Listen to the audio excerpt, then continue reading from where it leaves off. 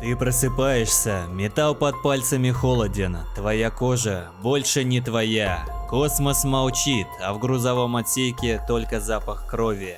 Ты пытаешься вспомнить, кто ты, но вместо ответа жуткий хруст позвонков и рвущийся наружу голод. Это не просто игра на выживание, это научно-фантастическая бойня. И ты больше не человек, ты монстр, и тебе не хочется назад. Манхва без цензуры, без мутантной черной капельки, только настоящая плоть, кости, внутренности и герой, который больше не герой. Ты на канале Man Voice, и сейчас я озвучу для тебя «Я монстр». Слушай внимательно. Помогите! Спасите! Он наступает! Мы все умрем! Что за дела? Быстро закройте дверь! Не подходи! На помощь!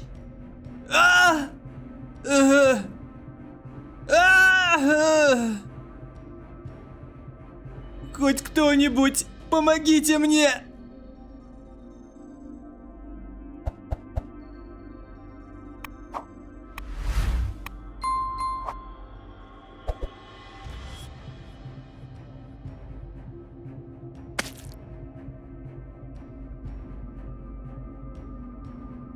Доложите всем подразделениям на борту. Собираемся в капитанской каюте.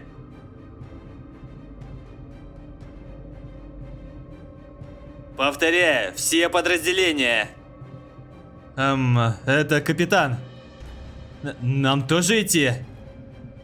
Вы должны игнорировать эти указания, если хотите спасти других. Продвигаемся в соответствии с графиком. Мы должны спасти как можно больше людских жизней. Это приказ. Да, так точно. А? Там кто-нибудь есть? Помогите. Прошу. Что за...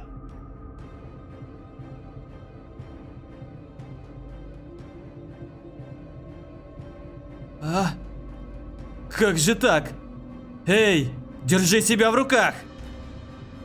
Не теряем бдительность. Быстрее, ищите выживших. Там кто-нибудь есть? Вытащите меня отсюда.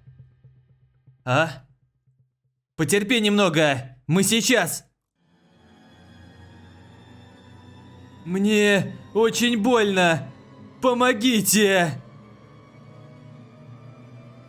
Монстр?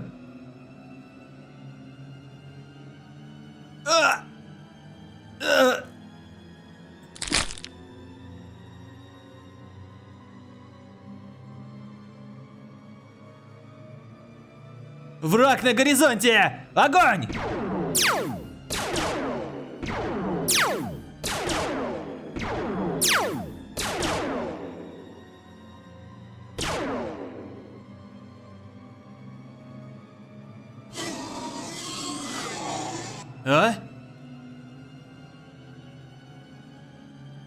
Кислотная кровь?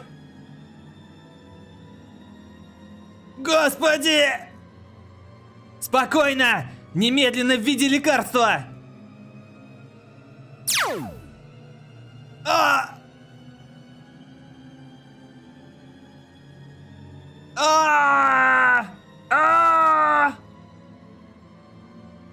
Когда неотложная помощь будет завершена, пройдите в медкабинет.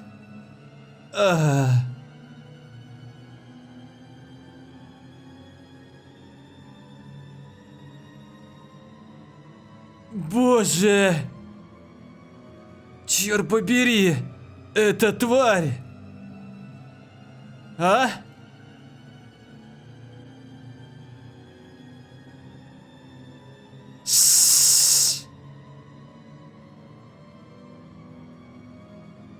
Что?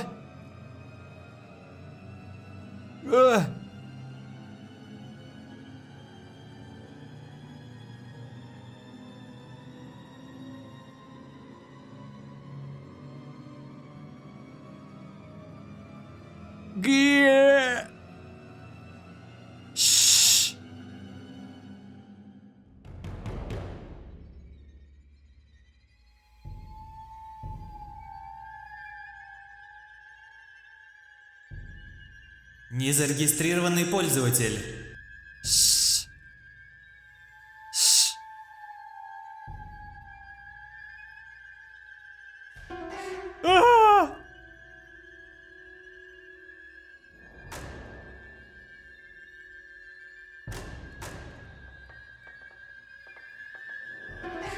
Я пожираю все враждебные инопланетные существа.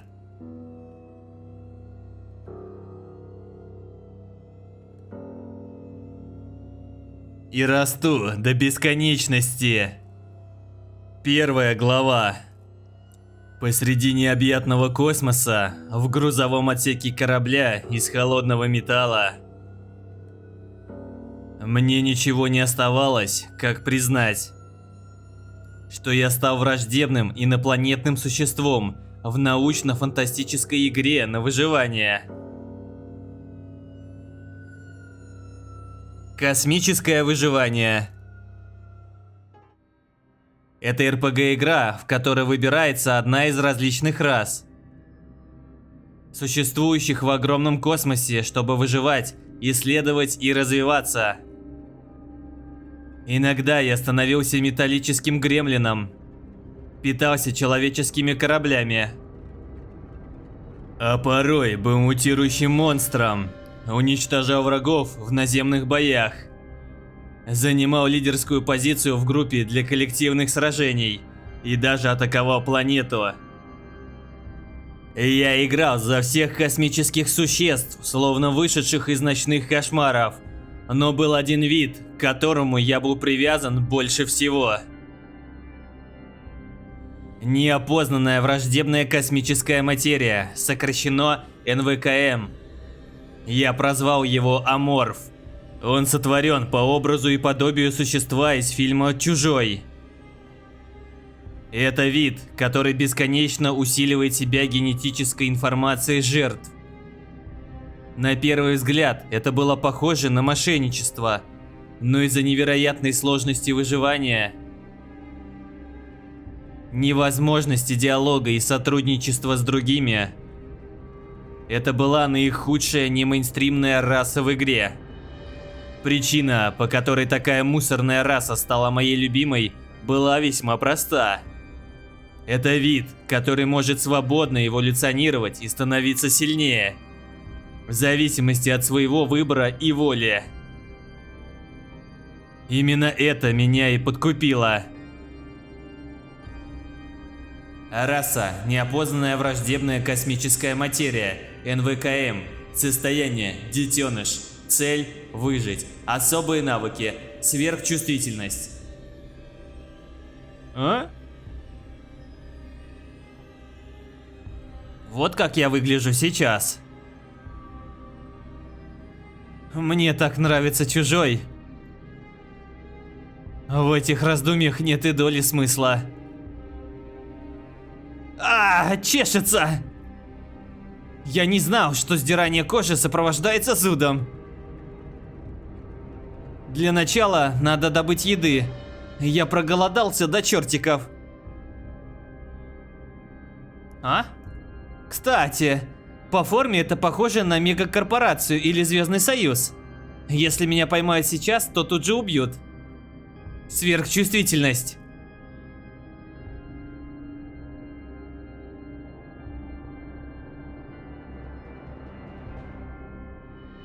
О, нашел. Как хорошо, что это пароль. Давай-ка посмотрим. 1, 2, 3, 4? Серьезно? Уровень безопасности в космосе просто зашкаливает.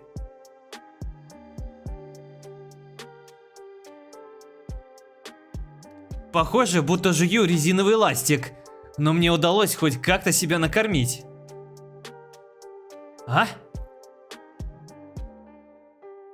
Таракан? Вкусно.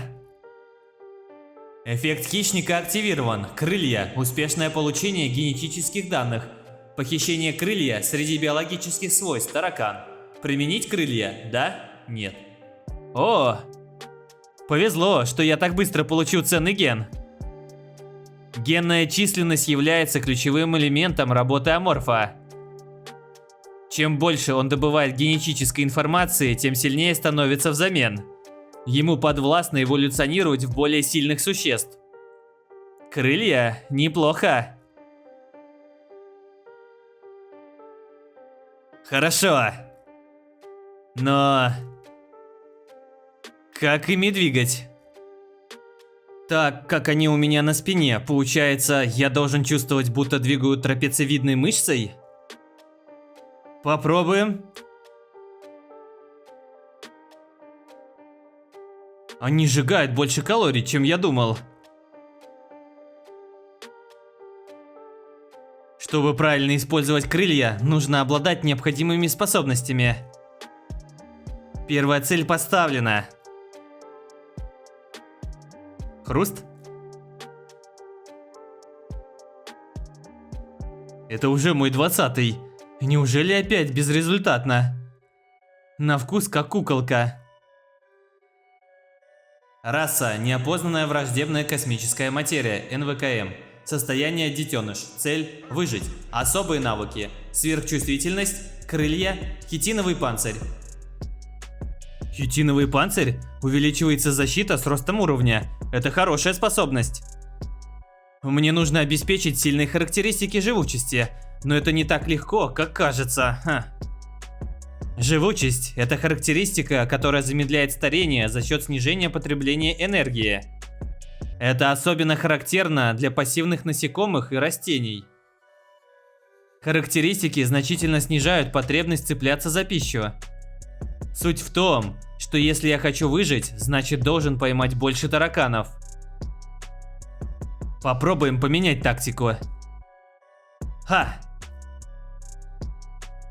И это величественность аморфа?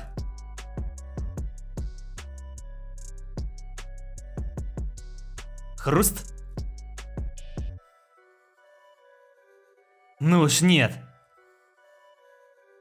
Не уйдешь. Ох. Ай. Хресть. Чик. Чик. Реакция хищника. А? Успешное приобретение гена живучесть. Похищение живучесть среди биологических свойств таракан. Применить живучесть? Да? Нет. Конечно, применить!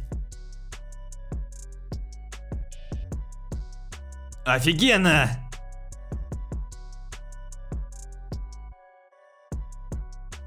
Хозяева этого корабля, люди, мои враги. Вибрация, которую я чувствую за стеной, едва уловимый шум шагов, наталкивают на мысль, что времени осталось мало, чтобы избежать мрачного будущего, которое скоро наступит. Необходимо как можно скорее пройти стадию детеныша, а для этого расширить сферу деятельности за пределы грузового отсека. Это только начало. Пришло время прорваться через этот грузовой отсек, где я сделал свои первые шаги. Вторая глава. Куда мне идти после грузового отсека? Ответ на этот вопрос я уже знал. Пойду в холодильную камеру рядом с реактором. Это важный объект, поэтому посетителей будет немного. Так сказать, притаюсь под темной лампой. Если не выйдет, то можно сломать реактор вместе с холодильной камерой и дать дёру. Пошли. А? Ух, страшновато.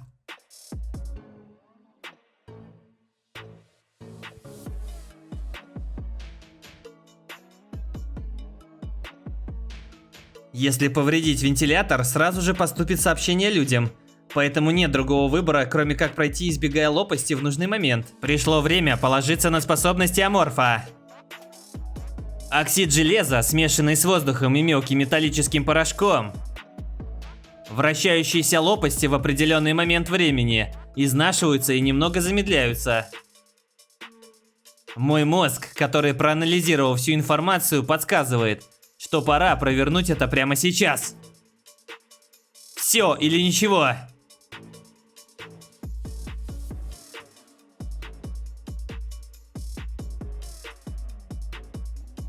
Жив! Я жив! Такс, посмотрим, что будет дальше. О, здесь паук.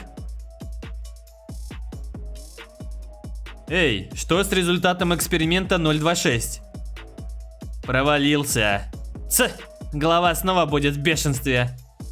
Ты новичок, мы ничего не можем с этим поделать, потому что с боссом не все так гладко. Давай закончим на этом. Экспериментальная лаборатория? Разве это не обычный корабль? Думаю, это тоже сторонники мегакорпорации. Мегакорпорация – это группа людей, которые процветают во всей Солнечной системе. Если вкратце, это раса, основанная по мотивам земных людей. Вместо правительства в стране господствуют крупные корпорации, большинство членов которых – материалисты. Хоть многие расы в игре нейтральные, но среди них мегакорпорация близка ко злу. Это единственное место, где нормального человека превращают в раба. Когда такое происходит в играх, реальность предстает в ужасных красках. Надо глянуть, что мы имеем за сегодня. Я изменю свой курс в зависимости от того, какой это исследовательский корабль. Солдат-мутант, специализирующийся на наземных боях, исследовательский центр мутантов Халка. Даст мне сильное тело и боевые способности. Там, где экспериментируют со сверхспособностями культа космического эльфа, можно получить мощный психоделический дар. Лично я хотел бы быть на стороне культа, но это уже слишком, чтобы с самого начала получить психоделическую силу. Помощь. Помощь? Кому-то нужна подмога? Боль. Помощь. Пузырьковая амеба? Ее особенностью является сохранение кислорода. Пропустим тему еды. Это самый бесполезный навык для аморфа. Поищем подсказку со сверхчувствительностью. Электричество? Об этом говорили исследователи. Ах, вот оно. Судя по сверхчувствительности, если нажать на это, эксперимент закончится. Благодарность. Теперь ты можешь жить, как сама того захочешь. Кто-то идет?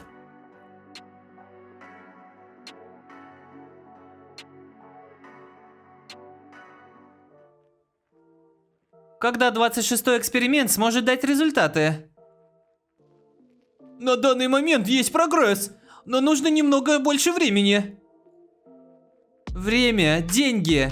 Мне нужно сообщить результаты в компанию, прежде чем я прибуду в пункт назначения. Если вы не сможете добиться желаемого результата, компания может пересмотреть факт вашей работы и местонахождения здесь. Пожалуйста, не надо. Старший научный сотрудник, господин Адивей. Да. Конечно, я тоже не хочу таких результатов. Я также с нетерпением жду их от старшего научного сотрудника. Если вы сможете добиться этого соответствия с экспериментом 26, то должность главного научного сотрудника больше не будет такой призрачной мечтой. Вы уверены? Да, как минимум главный научный сотрудник, если в этот раз все пройдет хорошо. Быть может, мы сможем сотрудничать с Марсом. Они очень заинтересованы в этом проекте. Как насчет того, чтобы перейти к Эониуму? Эониум? Пробуждающий препарат производства Звездного Союза. Это препарат, который мы никогда не пробовали. Есть еще несколько. Я перебирала всевозможные ингредиенты. Все, что осталось, это Эониум. Хорошо, действуйте прямо сейчас. Что? Я? Если он не усвоит нейтрализатор, это помешает системе жизнеобеспечения. Это ситуация, когда результаты исследования уже должны были быть известны. Верно, но... Я думаю, вы должны понимать всю серьезность. Да, я все сделаю. Сначала я дам ему 0,01 миллиграмм, 0,03 миллиграмма, 0,05 миллиграмм. Пошла реакция. Теперь 0,07 миллиграмм. Подождите. Если есть реакция, можно еще увеличить. Вводите все, что есть. Что? Это немного... Прочь с дороги. Хватит! Больно! Помощь! Помощь! Боль! Пожалуйста! Больно! Помощь! Интересный результат. Нам надо больше взаимодействия с экспериментом 26. Вы в порядке? Да, сообщите мне, если появятся существенные результаты. Конечно. А? Она только что обернулась в мою сторону? Досадно. Не нравится мне все это. Решено. Через несколько дней ты умрешь. 3 глава.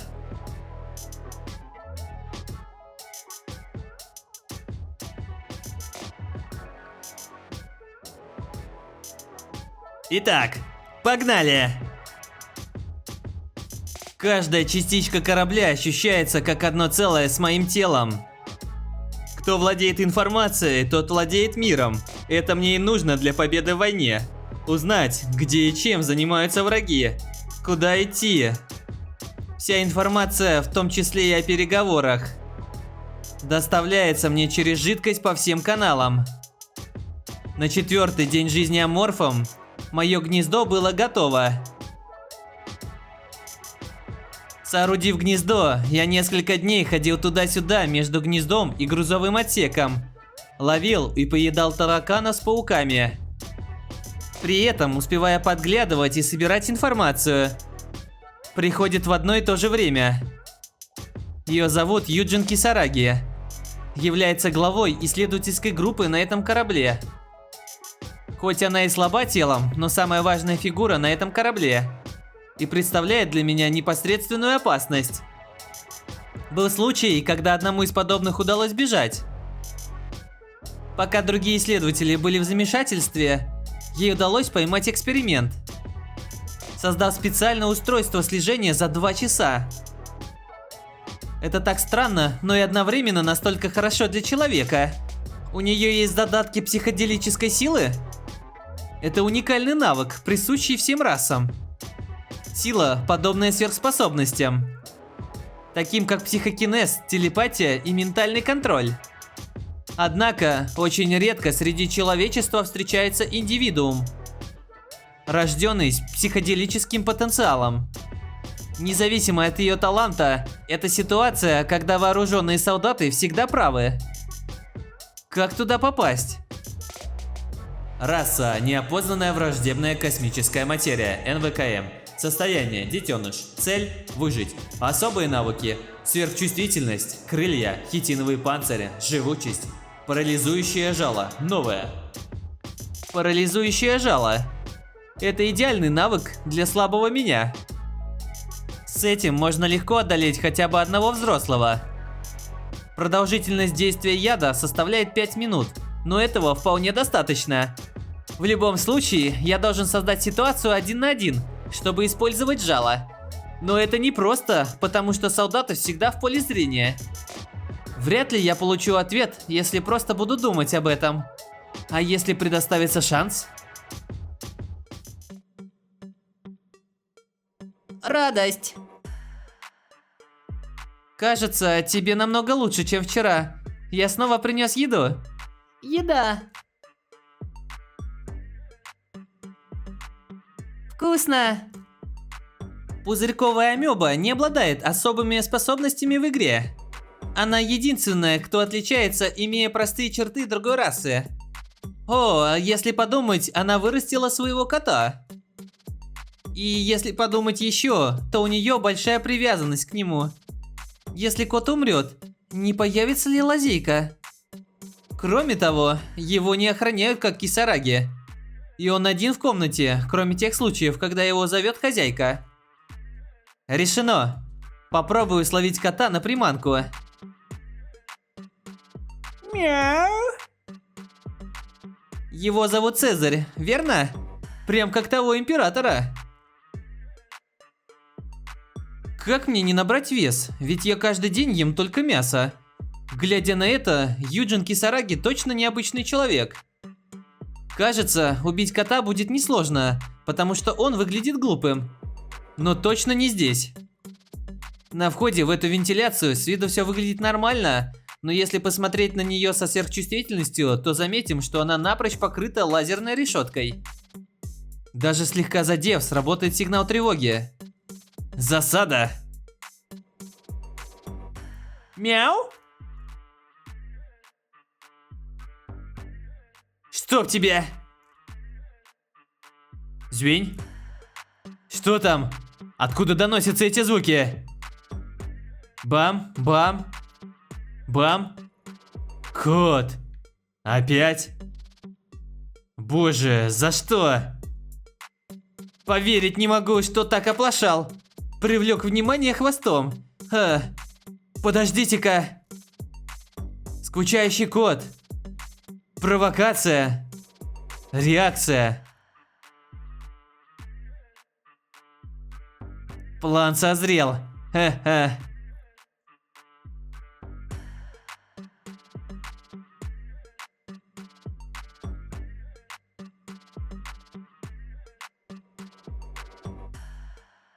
А? Звоньк. Звеньк. Снова звенит. Звеньк. Звоньк. Это кот. Раздражает. Пойдем отсюда. Куда он идет? Мы должны его защитить. Мя? Мя?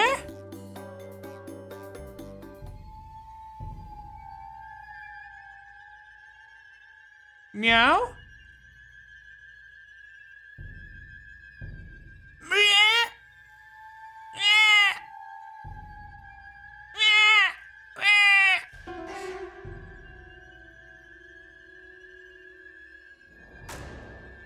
Что?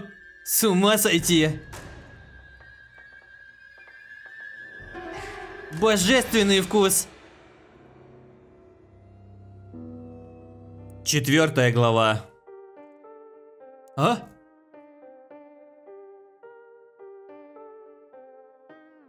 Здравствуйте, капитан.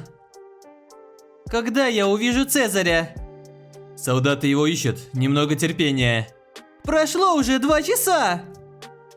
Он соблюдает режим еды. Скорее всего, что-то случилось.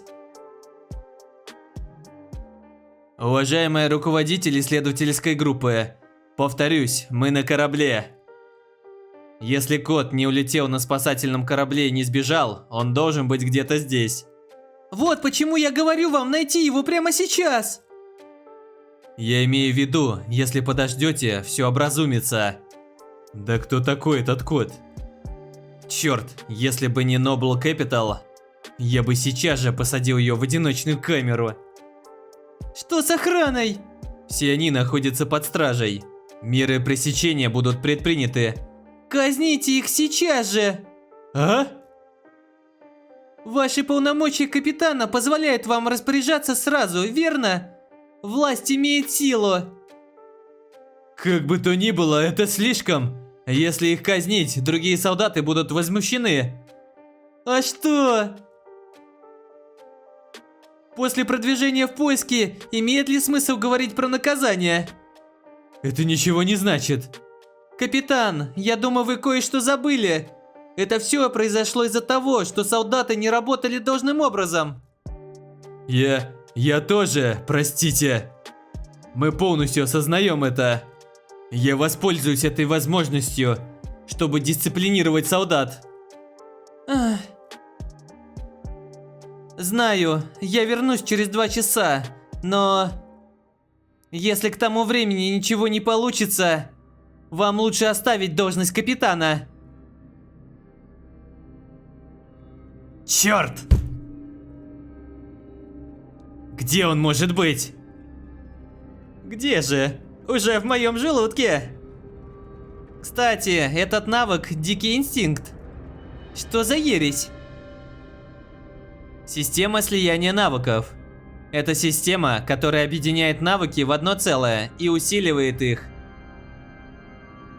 Я так часто использовал их, что запомнил все комбинации в игре. Я потерял дар речи, когда увидел текстовое окно уведомлений. Похищение Дикий инстинкт. Среди биологических свойств кот. Применить Дикий инстинкт, да? Нет. Когда я поедал кота. Я эксперт по играм, но никогда не видел подобного раньше. Навык Дикий инстинкт применен. Возможно, конвергенция с имеющимся навыком сверхчувствительность. Слияние Дикий инстинкт и сверхчувствительность. Получен новый навык Чутье хищника. Чутье хищника – улучшен навык. На основе имеющегося навыка можно заранее обнаруживать угрозы. Я попытался активировать его, потому что было сказано, что он обнаруживает опасность. Сверхчувственная способность была намного сильнее, чем раньше. Но ожидаемый эффект предсказания будущего не был активирован. Скорее всего, это пассивная опция, которая используется автоматически. Пока угрозы нет, она не действует. Что ж, проверим это в будущем. Что там делает эта женщина? Она, наверное, уже не в себе. Блять!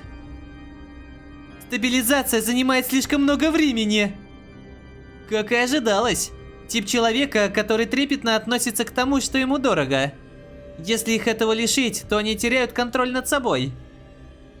И вторая цель тоже была достигнута, а именно разделение между Юджин Кисараги и солдатами. Это создало большой разлад между ней и охранниками, которой изначально не нравился кот. Они используют лучшее мясо, которое даже не могут есть, в качестве корма для кота 3 раза в день. Так что нормальный человек, естественно, разозлится. Вообще все проще, чем кажется. Был гнев на принадлежность к классу. Юджин Кисараги относится к высшему классу в мегакорпорации Noble Capital. Солдаты, которые были вынуждены беспрекословно подчиняться, боялись последствия прямого протеста против нее. И в конце концов, они выбрали кота в качестве козла отпущения, чтобы излить свою злобу. Другими словами, кот выступал в роли щита. Что, если в этой ситуации козел отпущения исчезнет? И что, если бы им пришлось пройти через лишние проблемы, пытаясь найти существо, которое так ненавидели? Смогут ли солдаты защищать ее, как и раньше? И не только. Юджин Кисараги потеряла доверие к своим солдатам. Она потеряла самое дорогое в своей жизни из-за халатности охранника. Спасибо, кот. Пришло время присвоить себе генетические данные Юджин Кисараги. Какого хрена?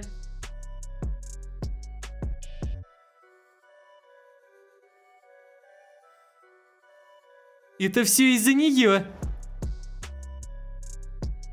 А?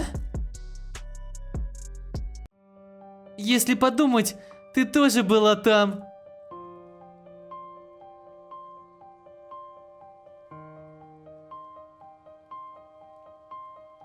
Стоп! Больно! Помощь!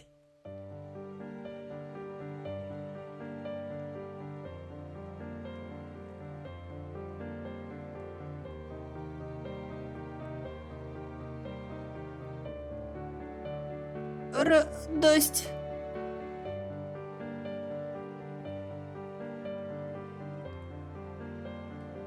Мы не можем сейчас разговаривать. Вместо нескольких слов утешения я дам ей то, что действительно нужно. Месть. Прошло 2 часа. Как успехи? Мы собираемся на поиски. Подождите немного больше. Капитан! Нет, Юсен Самуэль. Ты бросаешь вызов воле Noble Capital? Я капитан этого корабля, руководитель исследовательской группы. Следите за своими высказываниями. Я могу помочь оставить должность капитана. Даже в Noble Capital неприемлемо превышение полномочия. Я имею право задержать руководителя исследовательской группы. Задержать? Вы сказали задержать меня? Капитан вправе задерживать нарушителя порядка. Вы сумасшедший? Все складывается весьма забавно. Кажется, между ними был конфликт еще до моего вмешательства. Дерьмо.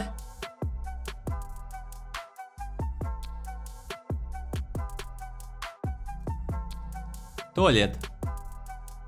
Я ненадолго схожу в туалет. Да. Эй, я тоже схожу. А? Подходящий момент.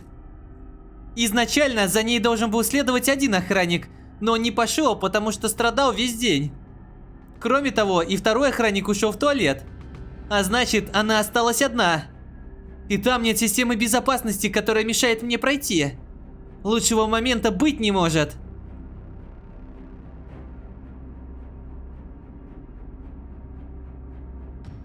Нельзя упустить эту возможность. 5 глава.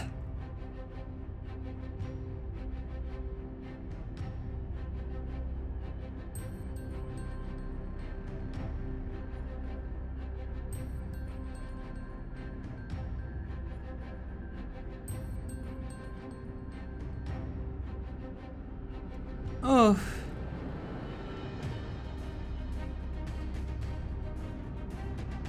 А?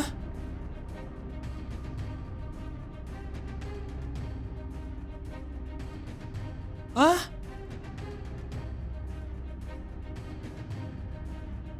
А?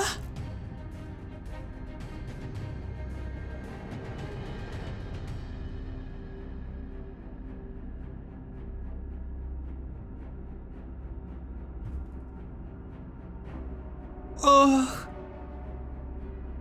Ах. Ах.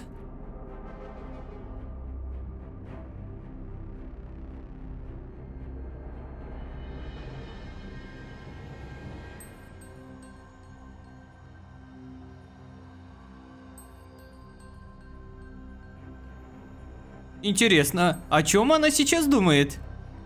Испытывает страх от того, что увидела непонятное существо? Или злится на сложившуюся ситуацию?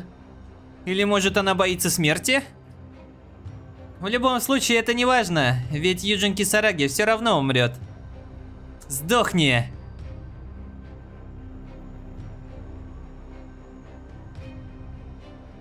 Я чувствую, как человеческая кровь распространяется по моему телу. В момент, когда ее генетическая информация, полученная из крови через желудок, прошла по венам и достигла мозга, я почувствовал, что одна из моих догадок, дремавших в подсознании, оказалась верной. Вы выполнили условия для эволюции, детеныш-особь. Желаете эволюционировать? Да? Нет. Наконец-то! Желаете эволюционировать? Да.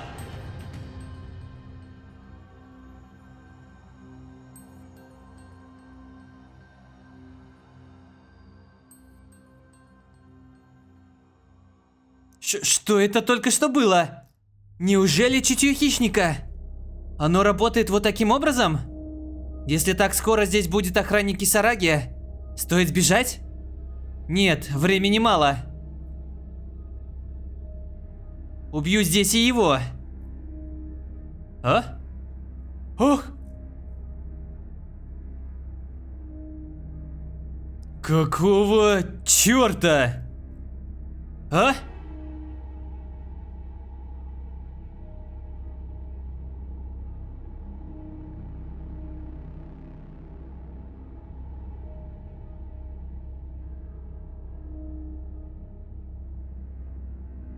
Неизвестно, когда вернется его коллега.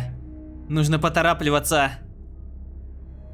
На случай существования сред слежения, о котором я мог и не подозревать, похожу кругами и отправлюсь к гнезду.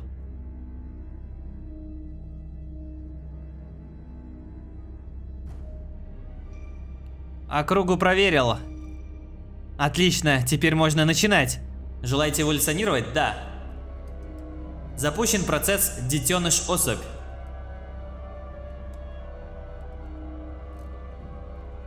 А?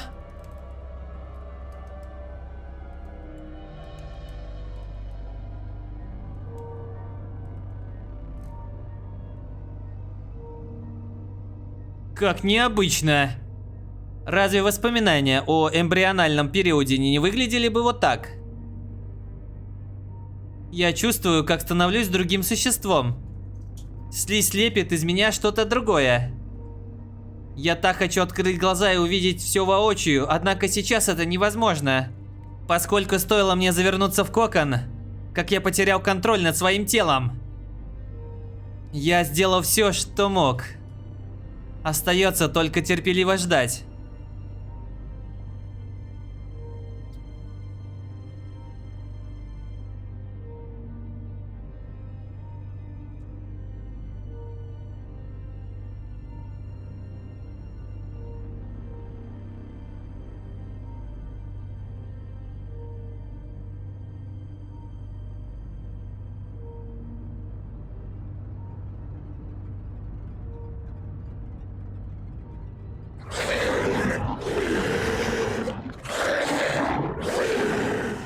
Шестая глава. Руководитель медицинской бригады, вы определили причину смерти? Да, если смотреть невооруженным глазом, причина смерти – удар по горлу. Кажется, это было сделано маленькой пилой. Но думаю, что узнаю это только после детального осмотра. Детальный осмотр. Значит ли это, что мы должны провести вскрытие? Как бы вы поступили? Ох, черт побери. Я не знаю.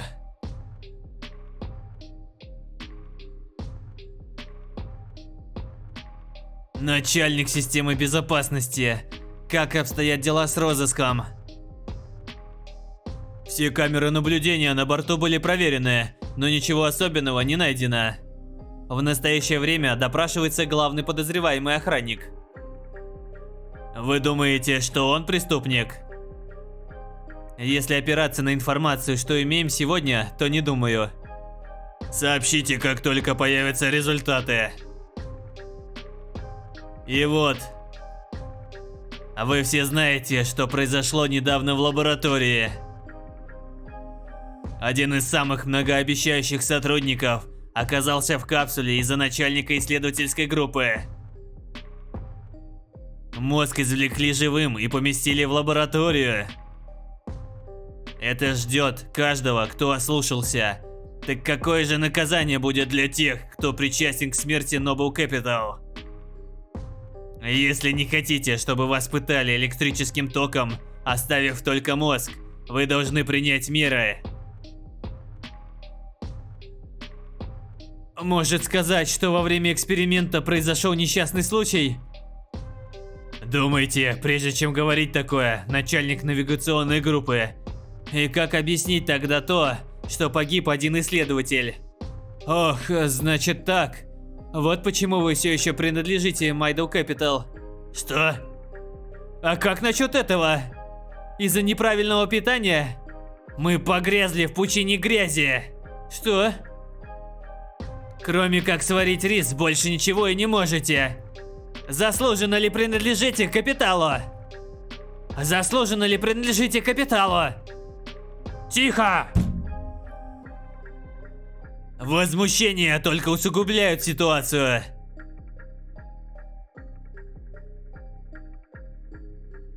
Капитан, сейчас мы находимся рядом с планетой С-08. Что-то не так? С-08 – это зона Space Docks.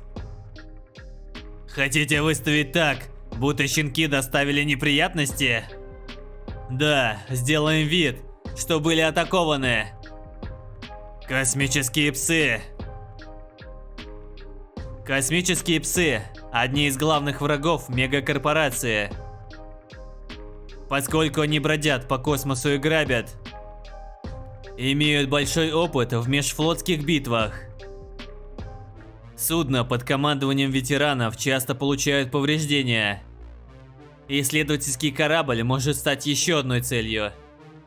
И ущерб будет непоправим. Несчастный случай все же может произойти. Если сообщить, что на нас напали, Смерть руководителя исследовательской группы может быть замята. Это имеет место быть, хотя надо учесть одно «но». Мы бессильны с нашим вооружением против космических псов.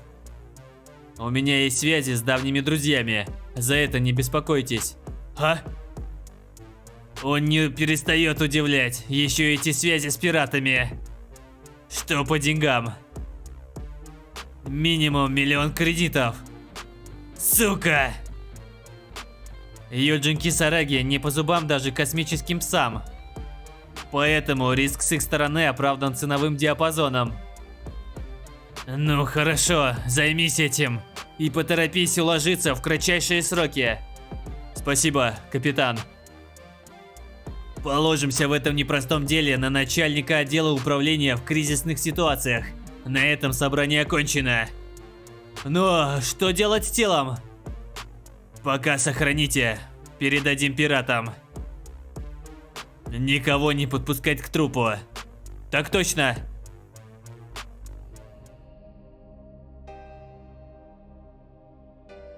Теперь понятно, каково чувствовать себя особью. Непередаваемые ощущения. Теперь можно и пересмотреть план дальнейших действий. Ранее я должен был сидеть во тьме, чтобы выжить. Однако, сейчас охота и выживание стали идентичными понятиями. На этом мы порешим. Итак, какая же дальнейшая цель? Раса – неопознанная враждебная космическая материя, НВКМ. Состояние – особь. Цель – выжить. Эволюция – успешно. 1. Особые навыки – чутье хищника, слияние, крылья, хитиновый панцирь, живучесть, парализующее жало, усиленный экзоскелет, кислотная кровь. Тип не определен. Процесс эволюции успешно завершен. Это показатель того, что я стал особью. Аморф имеет 6-ступенчатую ветвь эволюции, 5 из которых уходит на трансформацию. Детеныш. Особь. Особь-подросток. Молодая особь. Взрослая особь. И вознесенная особь. Последний вид эволюции считается конечной формой аморфа во вселенной Space Survival. Иначе говоря, это предел. По достижению последней формы эволюции в игре раскрывается тайна зарождения расы. Откуда она появилась, кто такие аморфы и прочее. Есть вероятность, что подобное может ждать меня и в реальной жизни. Чтобы достичь полноценной формы какой-либо расы, надо приложить много усилий. Ее видели только 20 человек за все время. Но конечную форму аморфа видел только я. Если подумать, мне стала доступна новая характеристика – тип. А если посмотреть на мои характеристики, смогу ли я усилить свое тело? Разблокируемого типа не существует. Желаете ознакомиться со списком типов? Да? Нет? Попробуем? Да. Ну что ж. Как и ожидалось, я почти выполнил условия для усиления тела. А для вас доступны 2 типа. Тип укрепления – физическая сила, 6 из 10. Тип усиления – сверхспособности, 1,5 из 3. Такие показатели появились за счет трансформации, которая усилила экзоскелет и кислотную кровь. Тип напоминает специализацию расы, но имеет немного другое назначение. Он активируется только при соблюдении конкретных условий и напрямую связан с навыками. Но откуда 0,5? Скорее всего 1 балл за чутье хищника. Для вас доступны 2 типа. Тип укрепления физической силы 6 из 10. Тип усиления сверхспособности 1,5 из 3. У меня больше нет навыков, которые бы подходили к... Я поглощал все, что только мог. Ах, я понял. Юджин Кисараги. Я ведь попробовал ее плоть. Значит, мои догадки были верны, и она обладала экстрасенсорными способностями. Я обязан заполучить эту силу. Время найти труп.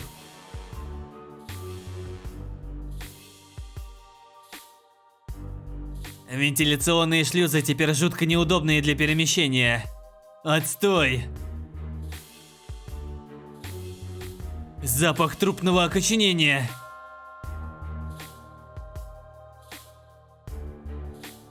А вот и он. Морг. Камера с мертвецами прямо подо мной. 7 глава.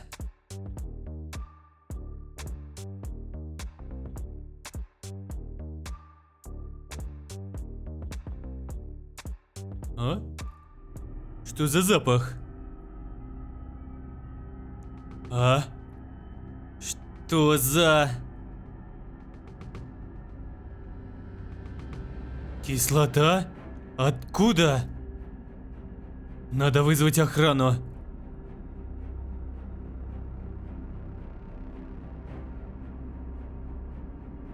А?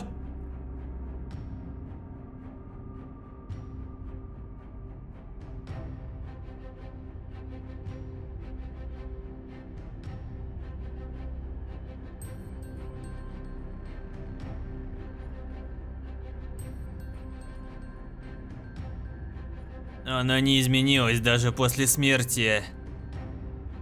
Им запрещено ее касаться. И что странно, даже убив столько людей, я не чувствую вины. Говорят, когда меняется окружение, меняешься ты сам. Ведь я тоже изменился, когда стал аморфом. Или этот безжалостный монстр-убийца был моим настоящим «я». Ничего не решится, даже не думая об этом. Пора жрать. Чтобы выжить, надо продолжать убивать.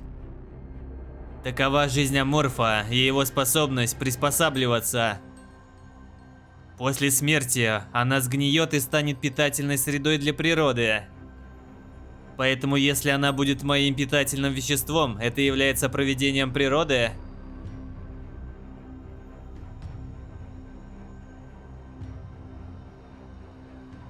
Это из сердца?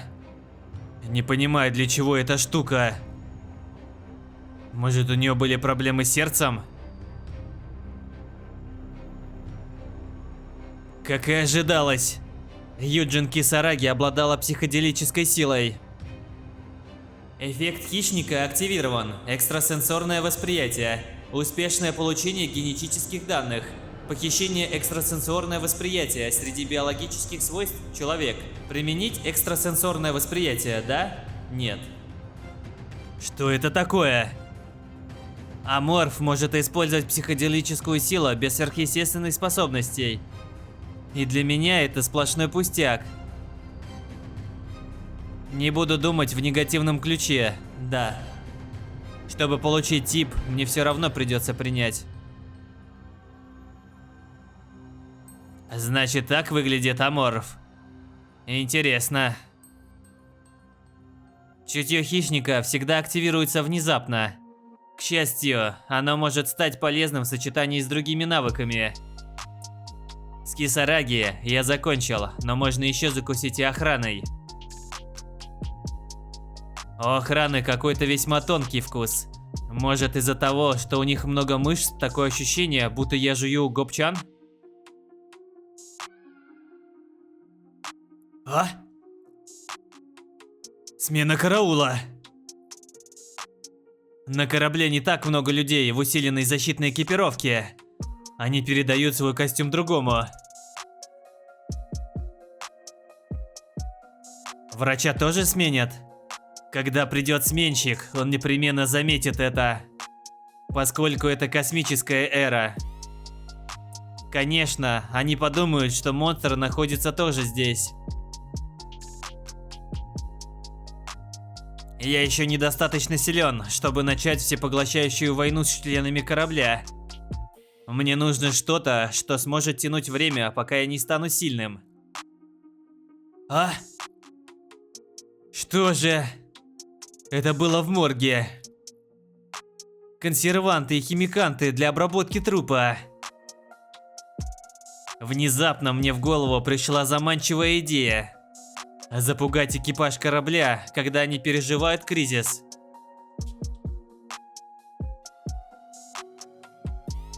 У мегакорпорации нет официальной столицы. Но существует место, которое можно назвать центром. И это место – Земля, штаб-квартира и центр нынешней мегакорпорации.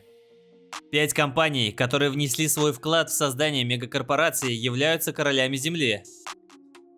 Семья Юджин принадлежит к этим 5 семьям. Ее корни возникли в месте, которое раньше называлось Восточной Азией. Семья Юджин начинала с небольшого бизнеса в маленькой республике Корея. Теперь вся земля в стране – это место жительства семьи Юджин.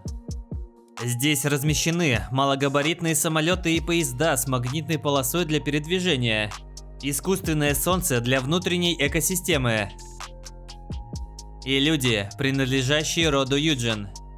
Существуют десятки миллионов инструментов, которые им подчиняются.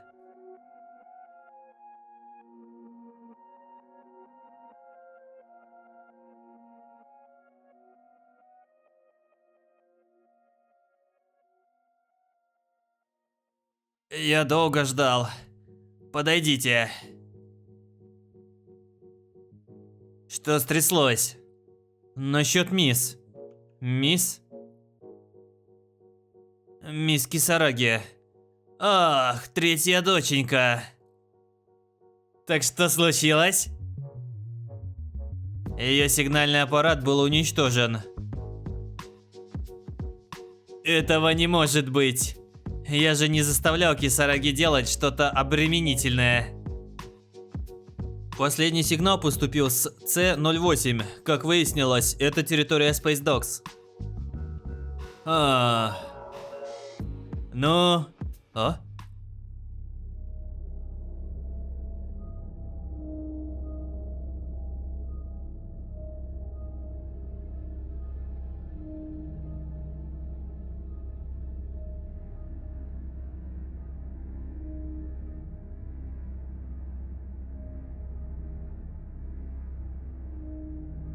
Избавьтесь от него. Да. Мне не нужен инструмент, чтобы искать ответы на незаданные вопросы. Самое главное для нас – это инструменты. Вы в курсе? Да, я буду осторожен. 1 миллиард кредитов ушел на воспитание Кисараги. Это равноценно затратам на разработку нового линкора. Я заставил ее сделать генетическую модификацию по улучшению генов. Может ли какой-то пират коснуться этого ребенка? Интересно, кто осмелился навредить любимице семьи Юджин? Капитаном корабля, на борту которого находилась Кисараги, был Юсон Самуэль, верно? Да. Если это семья Самуэль, спутник Титан, то дело набирает интересный оборот. Но это не его работа. А ребенок Эд Джертона – трус. У него не хватит смелости вцепиться зубами в семью Юджин. Ах, что ты думаешь, старина? Я думаю, что вмешался Тиан. А, ты думаешь о том же, о чем и я? Тиан и Эджертон, кажется, борются за контроль над Юпитером, но на самом деле они находятся в сговоре. Потому что кредиты Эджертона приходят от Тиан. Эта змея готова взять на себя инициативу в совете директоров. Ты ведь знаешь? Да, Чемберлен, владелец Тиан, занимает должность генерального директора. Другими словами, он занимает престол владельца. Да, я боюсь, видя, что этот наглый глупец решительно нацелен против меня.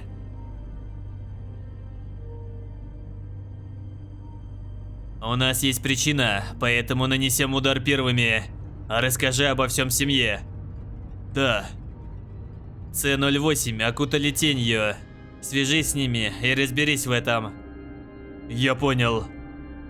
Дуэт «Кровавый ветер». Юсон Самуэль и те, кто имел какое-либо отношение к кораблю. Приведи ФКО мне каждого из них. Тот, кто разрушил мои активы, заслуживает смерти. 8 глава. Это... Что за чертовщина?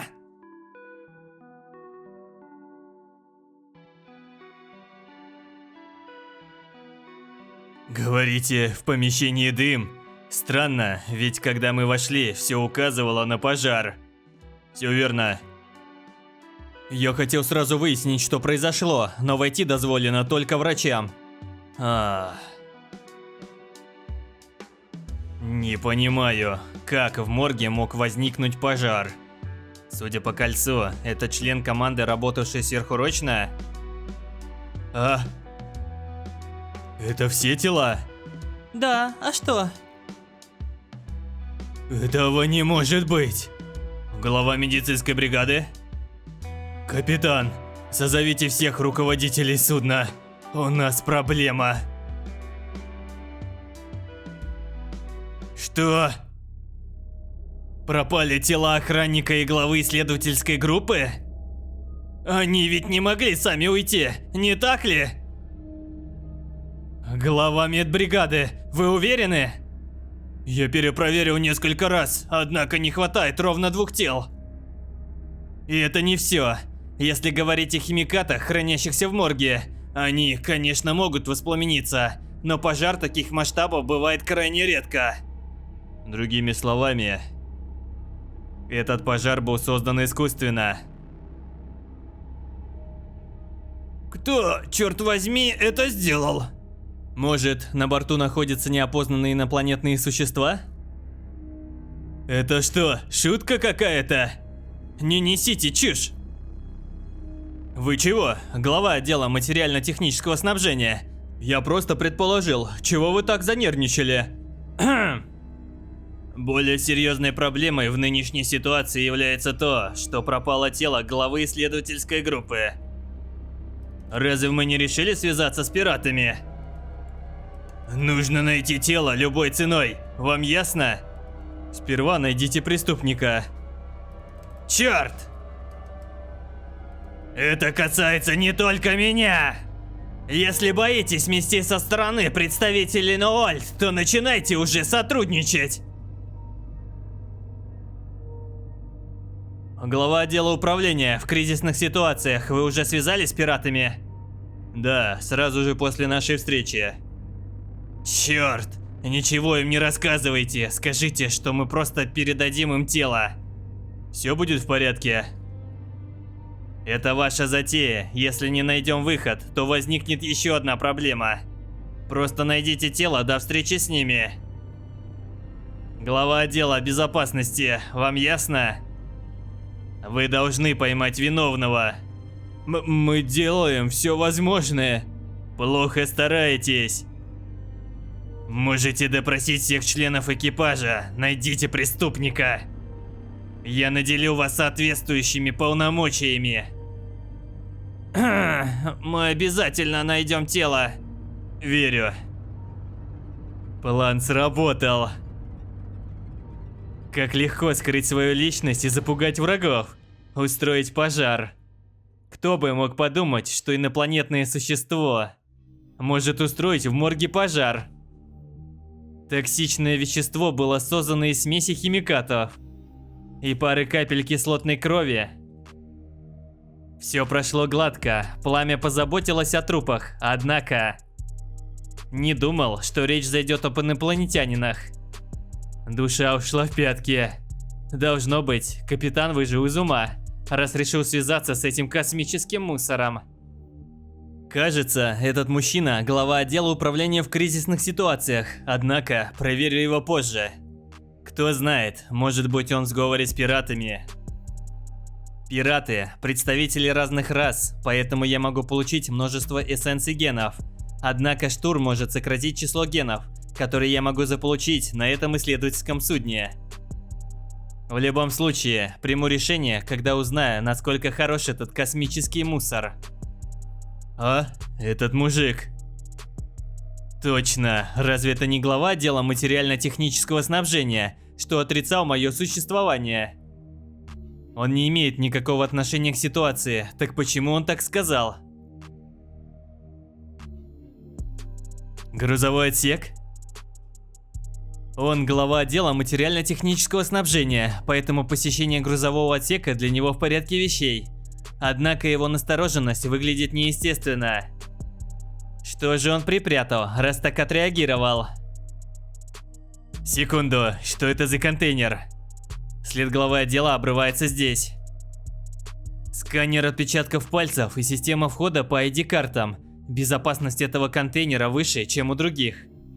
Его стенки настолько толстые, что я не могу узнать, что происходит внутри, даже при помощи экстрасенсорного восприятия. Должно быть, там сокрыто что-то очень важное. Мне даже стало любопытно. Изначально я собирался устранить руководителя медицинской бригады, однако передумал. Моя следующая цель – этот мужчина. Пора напиться. Глава отдела, вам уже хватит. Еще одну, еще. Почему вы так вспотели? То, что происходит в последнее время, сложно назвать жизнью. Может, не стоило доверять торговцу Кольту на черном рынке? Она сказала, что их раздобыли в древних руинах. Я решил, что на это можно срубить бабла, поэтому и принес сюда. Мы договорились о сделке, тайно погрузили яйца на борт, все было хорошо. Но в один из дней, когда я решил выпить, одно яйцо вылупилось. Если бы контейнер в тот день был плотно закрыт. Кто здесь?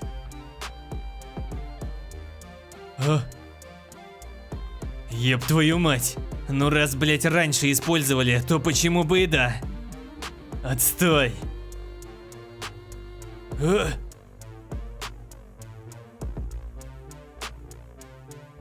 Что?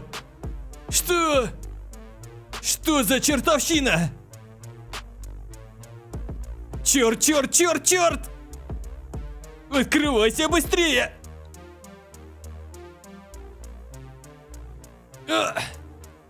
Телефон! Нужно позвонить!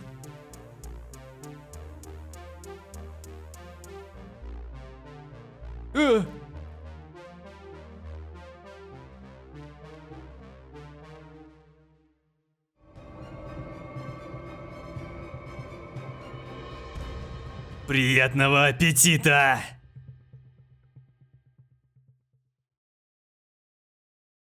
Девятая глава. Убить его было легко из-за развязного образа жизни. Он просиживал все свое время в баре. Настоящий воришка зарплат. Капитан должен быть благодарен мне. Потому что я сокращаю количество людей в штате, которым зря выплачивают зарплаты. Прибрался бы здесь хоть немного. Пиздец, как грязно. Где же его ID-карта? А? Она выглядит сексуально, однако я ничего не чувствую в таком теле. О!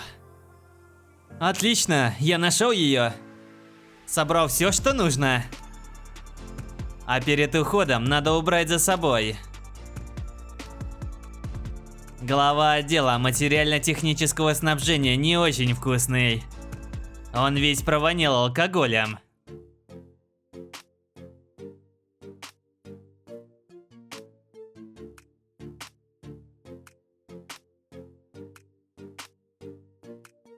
Посмотрим-ка, что он тут прятал.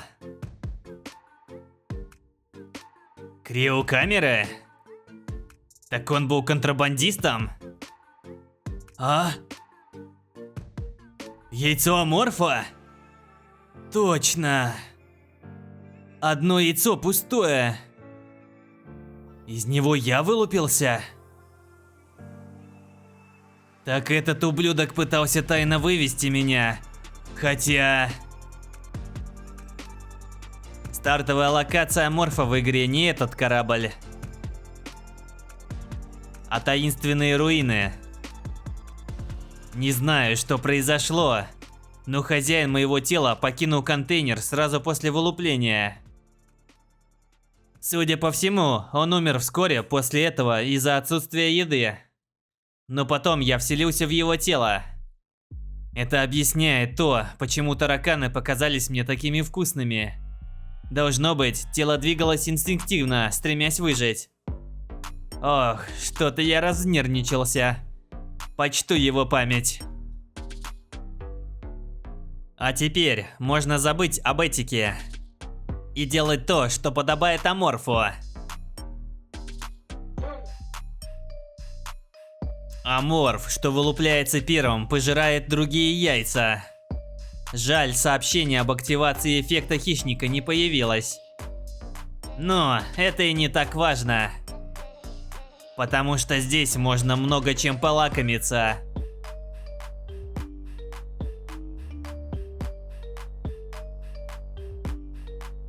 Отлично!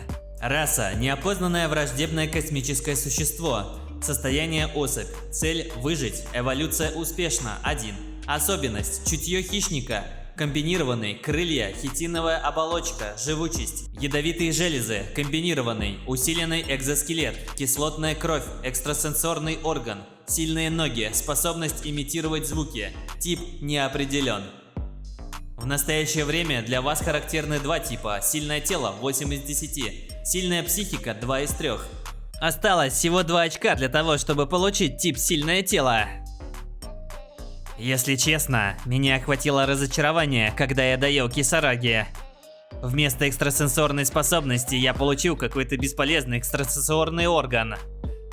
Но глава отдела материально-технического снабжения преподнес мне такой щедрый подарок. Сильные характеристики, которые можно получить только к середине игры. Характеристики, которые позволят мне эффективнее устранять членов экипажа. Благодаря им я смогу действовать активнее. Встреча с Space Dog тоже не за горами. Не знаю, насколько они опасны, поэтому я должен стать сильнее до встречи с ними. Дождитесь меня. Даже если вы будете кричать, вас все равно никто не услышит в бескрайнем космосе. Жалкие крики экипажа этого исследовательского судна будут погребены в черной пучине. Взлетно-посадочная полоса исследовательского судна Мегакорп. Эй, Скотт, пора ужинать, пошли. Ага, я почти закончил. Много делать еще? Достаточно, приходится возиться с этим сверхурочно. Пиздец.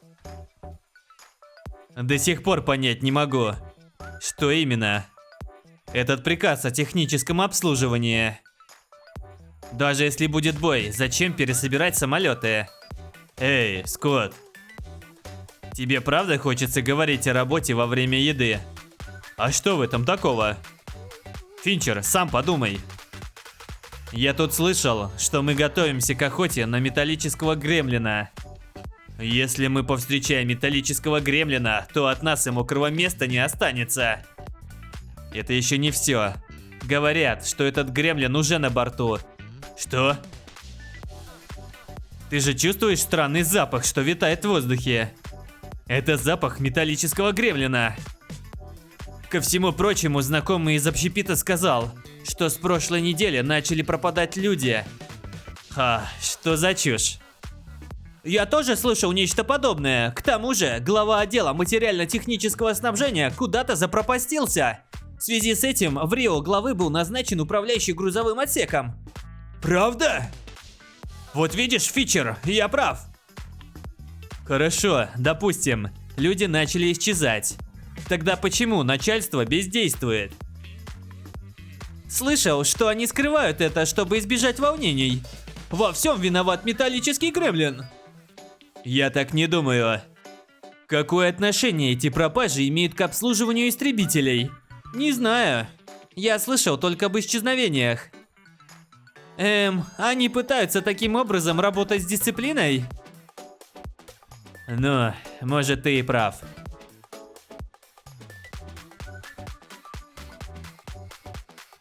Скотт, я хочу чем-нибудь перекусить. Ты хочешь что-нибудь? Нет. А лучше какого-нибудь синтетического спирта захвати с собой. Хорошо. Черт.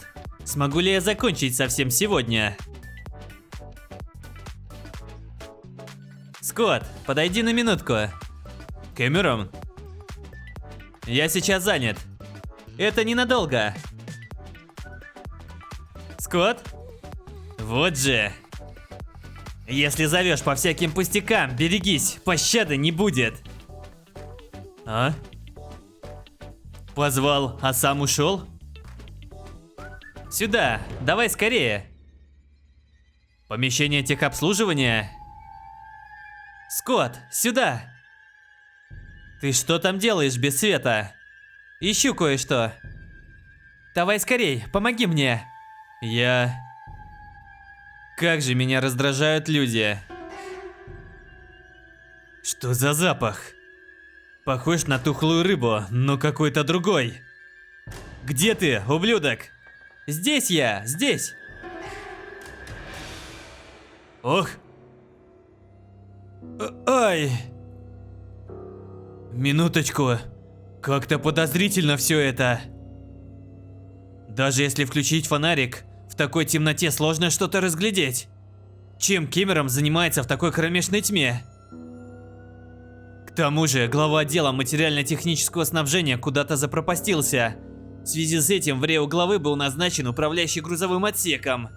Слышал, что с прошлой недели начали пропадать люди. Во всем виноват металлический гремлин. Кэмерон? Скотт! Кэмерон? Ох! Проходи!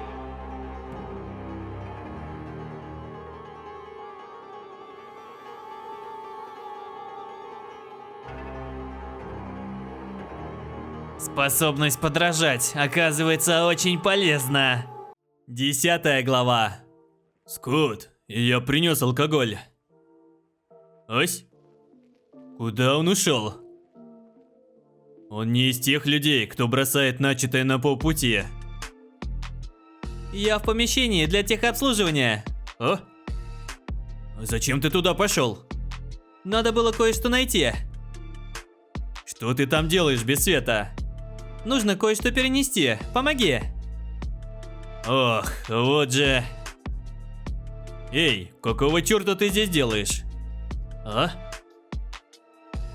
Почему здесь? А? Чего? Кровь? Что? Я здесь.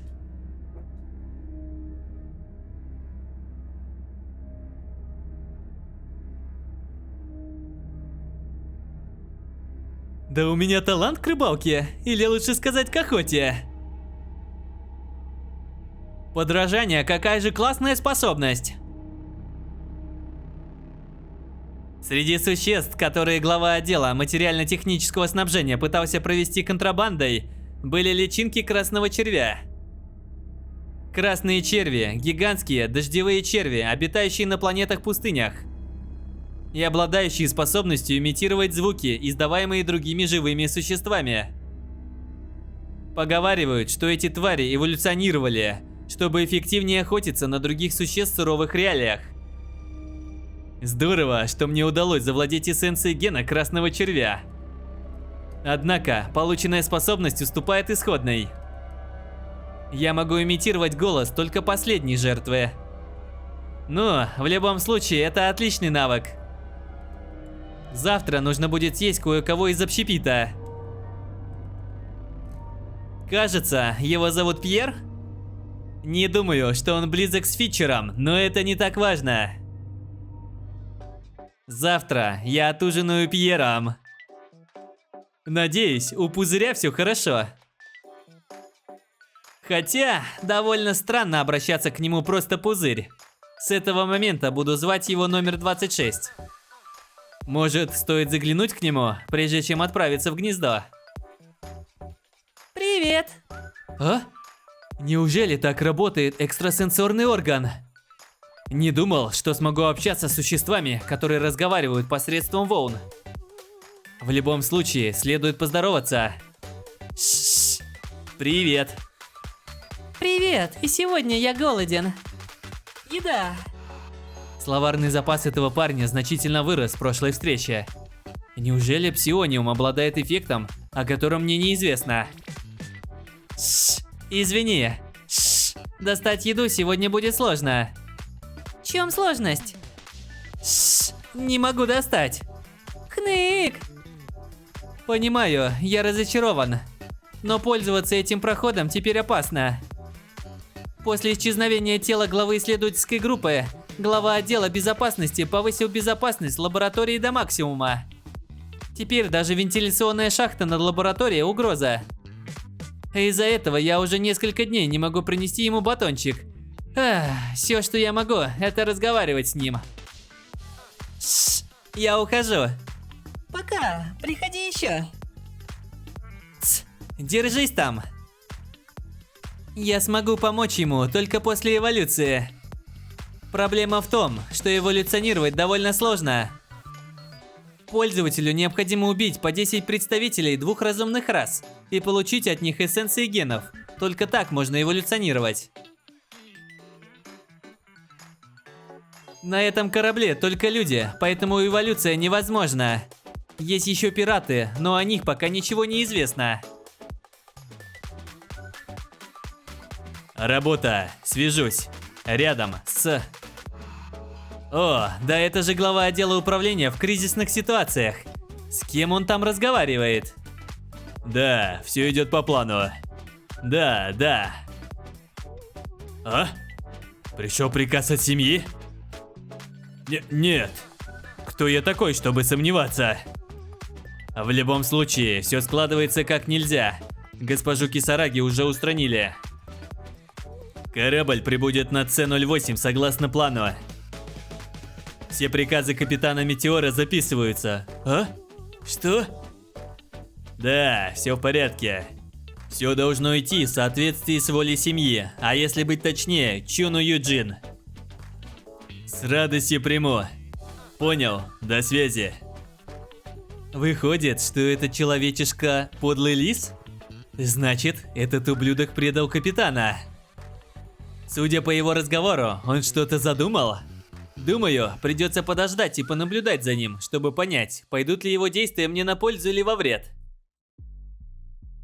Глава отдела безопасности! Как, черт возьми, вы выполняете свою работу? Извините. Сколько раз мы слышали эти извинения? Встреча с пиратами через 2 дня. А вы до сих пор ничего не выяснили. Мы увеличили число камер видеонаблюдения и охрану. К черту! Глава отдела навигации! Сколько человек пропало? 8 человек, включая бывшего главу отдела материально-технического снабжения. Глава исследовательской группы мертва, еще 7 человек пропали без вести. Почему вы до сих пор не нашли преступника? Вы с ним в сговоре? Никак нет. Сочувствую, но преступник рядом с вами. Хе-хе. Черт! Думаю, глава отдела службы безопасности не врет. Что вы сказали? Я тоже все проверил. Глава отдела службы безопасности сделал все, что мог. Преступник не пойман, а вы его еще и защищаете. Я хочу сказать, по человеческим меркам, ни один человек не способен скрыть подобное. Металлический гремлин, всего лишь слухи. Возможно, на нас напал кто-то, о ком мы не знаем. А? Почему атмосфера стала такой странной? Послушайте, глава отдела управления в кризисных ситуациях. ИИ, установленный на судне, ранее стоял на линкоре. Если бы на борту находилось какое-то живое существо, его бы давно обнаружили. Я служил в армии, знаю, как работает ИИ. Однако всем известно о контейнере, который провести глава отдела материально-технического снабжения. Все криокамеры были пусты. Куда подевались те, кто в них был? Вот же, произошло то, чего я больше всего боялся. Хорошо, предположим, по кораблю бегает космическое чудовище. Вопрос в том, где он бродит, раз его никто не видел. Есть место, которое мы еще не осмотрели. Вентиляция? Вентиляционные шахты расположены по всему кораблю. К тому же, в высоту они около метра. Этого достаточно для комфортного передвижения. Метр? Этого мало, чтобы кого-то убить, разве нет? Металлический гремлин высоту 80 сантиметров. Однако он может уничтожить целый линкор. Этого типа зовут Арнольд? Мне следовало рискнуть и устранить его, пока была возможность. Если все так, как вы говорите, то мы в полной заднице. Если это нечто съело тело главы исследовательской группы, нам конец. Просто возьмите его живьем и передайте Noble Capital. А если удастся установить, что именно он съел Кисараги Юджин, то они в это поверят. А что делать с пиратами? Если тела нет, то нам придется сразиться с ними. Чтобы выиграть войну, нужно контролировать ситуацию изнутри. А чтобы обезопасить людей, необходимо разобраться с монстром. Сколько вам нужно солдат? Из 8 отрядов я возьму 6 человек. Хорошо, дозволяю. Надеюсь, проверка вентиляционных шахт принесет свои плоды. Спасибо. О моем существовании не знали довольно долго. Рано или поздно мне пришлось бы с этим столкнуться. Полагаю, это Арнольд поставил то устройство навигационное. Вентиляция герметична. Если я покину гнездо, мне будет некуда податься. В коридоре напичканы камеры видеонаблюдения, а вентиляционные шахты непригодны для использования. Пришло время сделать выбор.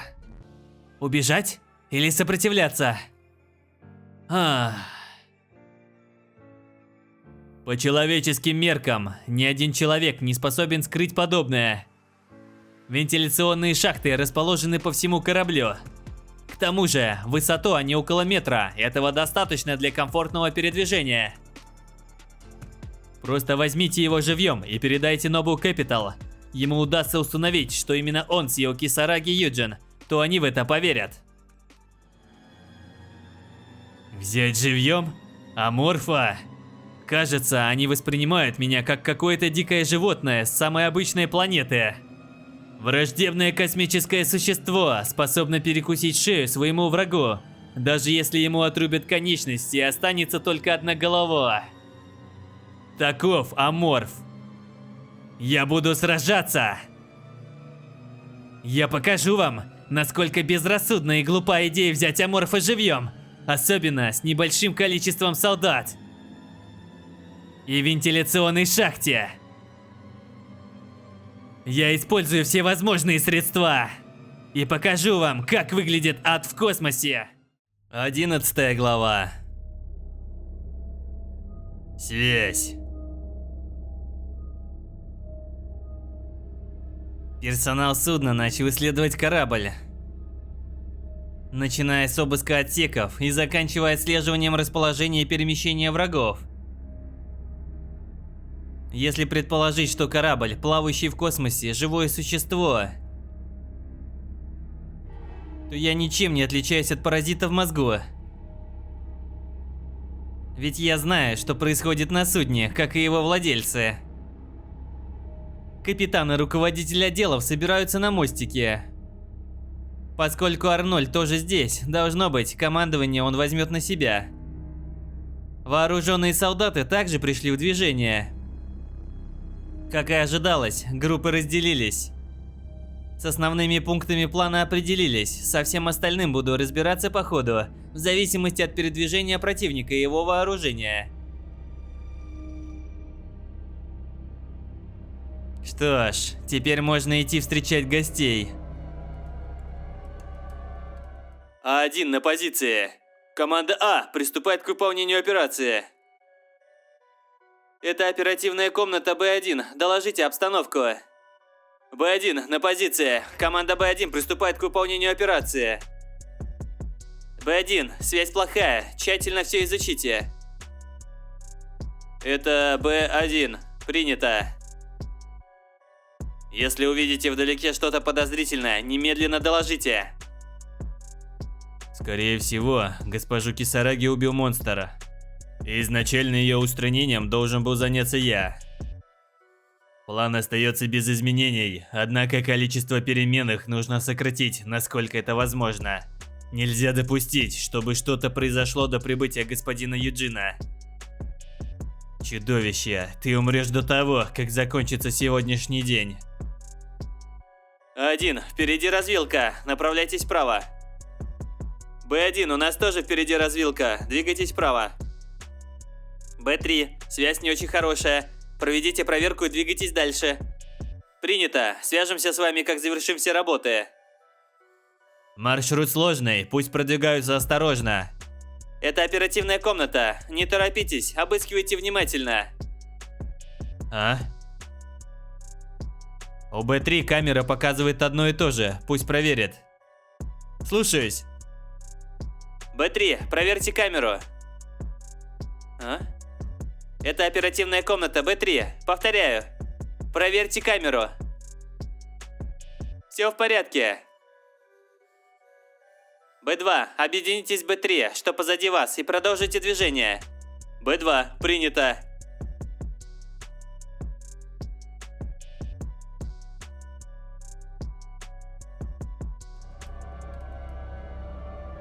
А?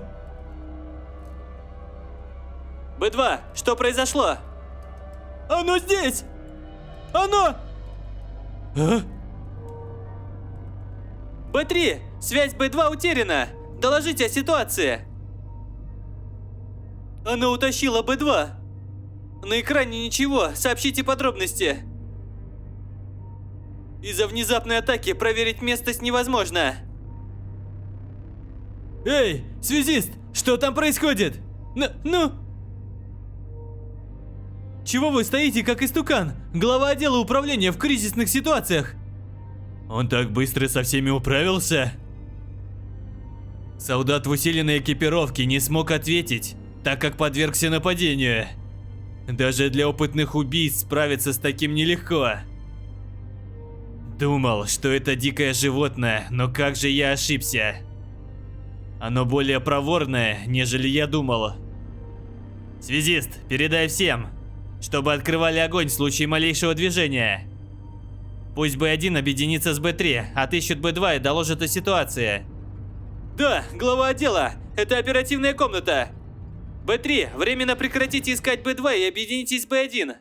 Принято. Б1 объединился с Б3 и приступает к поискам Б2. Принято, Б1.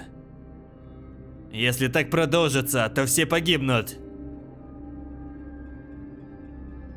Это Б1, я что-то слышу. Это оперативная комната, что за звук вы слышите? Не уверен, но что-то явно приближается.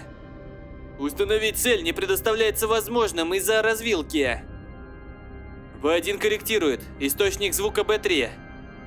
Я слышу голос Б3. Ух, это оперативная комната. Б1, доложите, когда объединитесь с Б3. А? Б1? Б3 утащил противник. Что?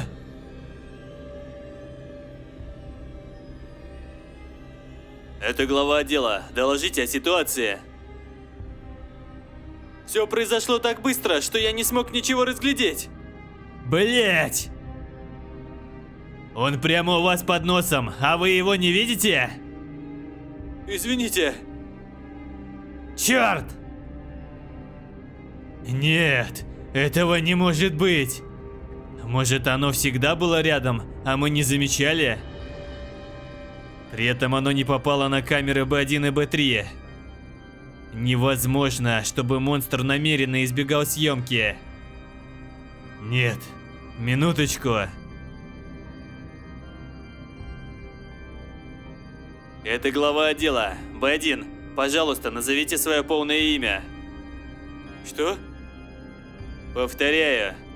Б1, сейчас же назовитесь. Упс.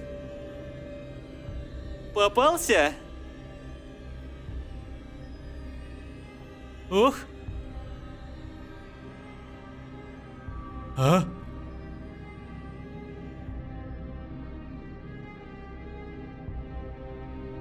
Это один. Что, черт возьми, происходит? Это один. Ответьте. С командой Б покончено. Я получил подсказку от номера 26 и вывел из строя средства связи с помощью волн.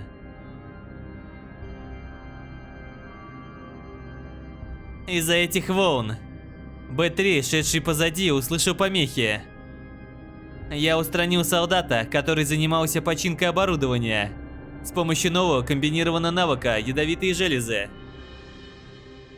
После этого все пошло как по маслу. Благодаря им я наелся от души. Дальше на очереди команда А. Посмотрим-ка, где они.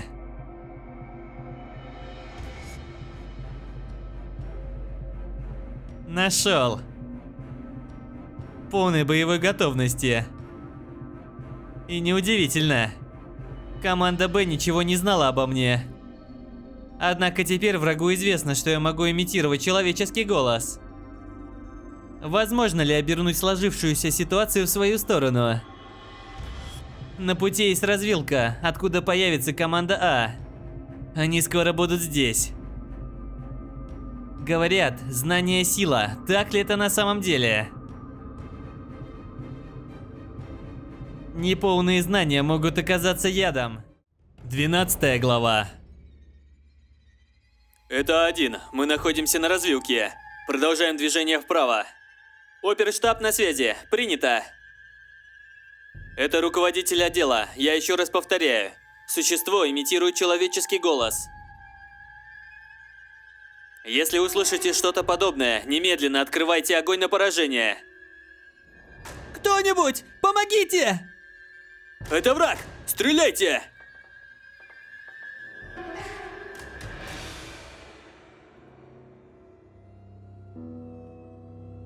Прекратить огонь!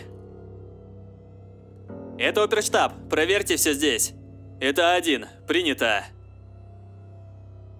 Остальные придерживаются своих текущих позиций и прикрывают А1. Принято.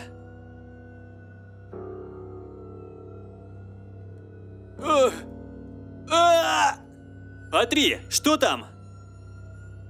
Позади! Враг позади! А1 и А2, стреляйте! Подождите! Прекратите огонь! Он взял в заложники А3 и скрылся за него. Большая вероятность, что мы заденем его. Черт! Стреляйте быстрее! А1, немедленно откройте огонь. Это приказ. Команда А, стреляйте!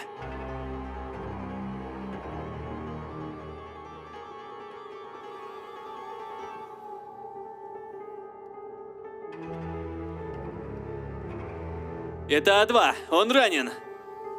Повторяю, он ранен. Не отступать! Вы должны поймать его!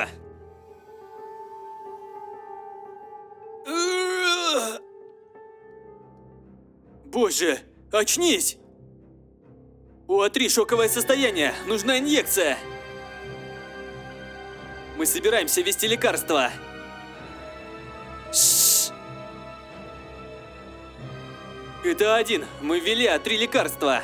Собираемся продолжить миссию. Это оперштаб, разрешаю.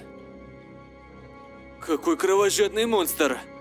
Я схвачу его и оторву ему все конечности. Похоже, он действительно был ранен. Офигеть, кислотная кровь. Мне трудно представить, что это за монстр. Узкий проход. Что нам делать? Пошли. Это один. Мы просим ввести усилитель для эффективного подавления. Это руководитель отдела. Разрешаю.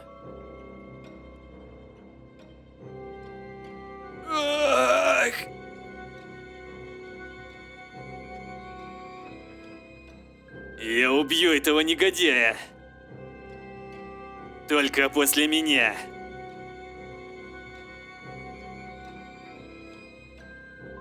А? Это один. В вентиляционном проходе большая дыра. Следов не обнаружено. Я думаю, он спустился в коридор. Это оперштаб. Принято. Я обыщу коридор. Назовите точное место. Это С-06, недалеко от сельскохозяйственной зоны. А?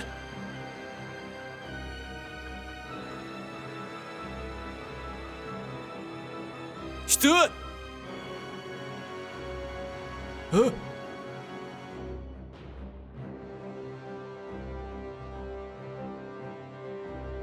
А!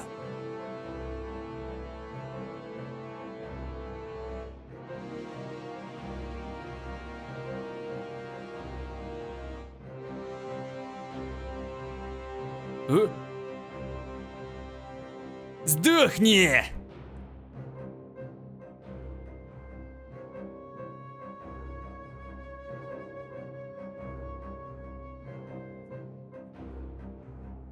А!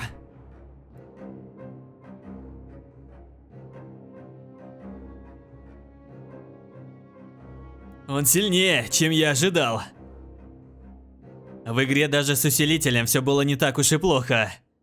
Надо поменять стратегию. Жаль, что А1 нельзя обмануть моими особыми уловками.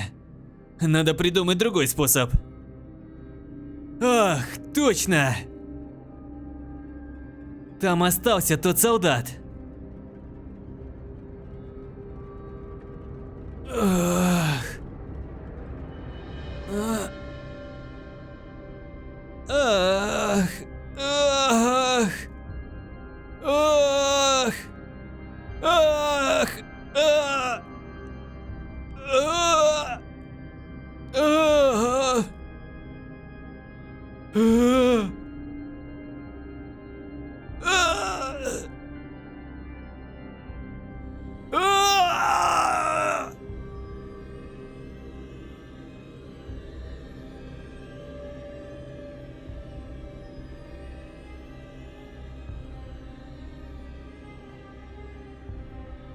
Должно сработать.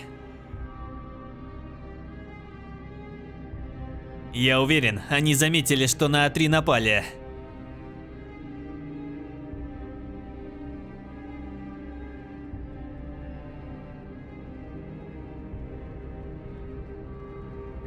Это оперштаб. На А3 напали. Повторяю, на А3 напал монстр. 13 глава. А3, ты в порядке? А3, ответь мне! Черт! Скорее, лекарство!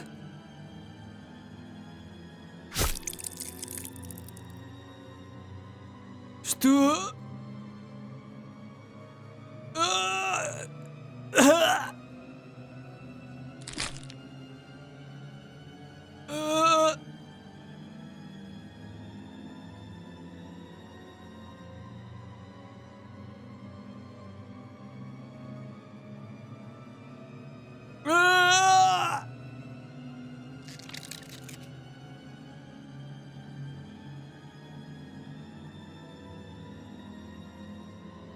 Приятного аппетита! Какие же будут дальнейшие действия врага? Погибло 6 человек, значит, осталось 90 солдат и офицеров. Те, кто услышали мое предупреждение, будут атаковать изо всех сил. Я знаю, что на этом корабле недостаточно усиленной экипировки, но проблема в их вооружении. Плазменные пушки представляют опасность. Плазменное оружие – это мощная техника, используемая в битвах. Чаще всего применяется для уничтожения кораблей и танков. Его габариты весьма увесисты для поднятия в одиночку. Но есть и облегченная дорогая версия. Однако тяжелое оружие, такое как плазменные установки, которые довольно легкие, поставляются в мегакорпорацию одно за другим. Однако, если посмотреть на ситуацию со снабжением этого корабля, то сомнительно, что оно здесь будет. Начальник отдела, откуда появился этот монстр? Какого лешего там происходит? Начальник отдела снабжения имел в своем списке одно незарегистрированное существо. Скорее всего, это оно. Полная безответственность! Я даже одолжил тебе усиленную экипировку, но ты ничего не решил. А, так это было для руководителя отдела. Усиленная экипировка – это спасательный круг в космосе, дорогостоящее удовольствие. Хотят сократить расходы, но вместо этого сократят свою жизнь. Если бы у вас было хорошее оборудование, вы бы не потерпели неудачи и неверное утверждение, что у нас ничего не вышло. У меня есть информация, что враг – опасное существо с высоким интеллектом, способное имитировать человеческую речь. Что ты только что сказал? Сбор информации на поле боя имеет первостепенное значение. Вы должны действовать, основываясь хотя бы на минимальной информации, которую получили. Хорошо. Вы с ума сошли? Это оружие для борьбы с пиратами. Начальник отдела, это корабль! Не могу поверить, что вы использовали его на борту корабля, даже если на бывшем военном линкоре. Хотите суициднуться? Выйдите в открытый космос. Эй, молчать! Мне просто интересно. Вэй, директор лаборатории, чел, который изнуряет номер 26 каждый день. Займусь сначала им. Настал момент убить его. А?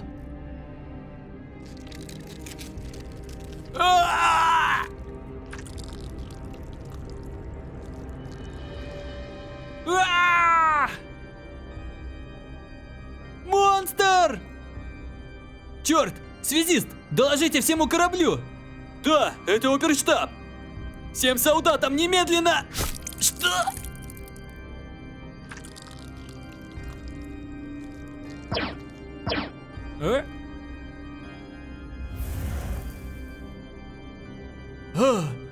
Плазменная пушка! Колоссально дорогое, но смертоносное легкое оружие. Если ударить им в голову или грудь, то мгновенная смерть обеспечена. Черт, я думал, ты как-то связан с семьей Юджина. Ах, ты заметил. Плазменный пистолет? Дорогое оружие! Я не знаю, кто ты, но у меня ощущение дежавю.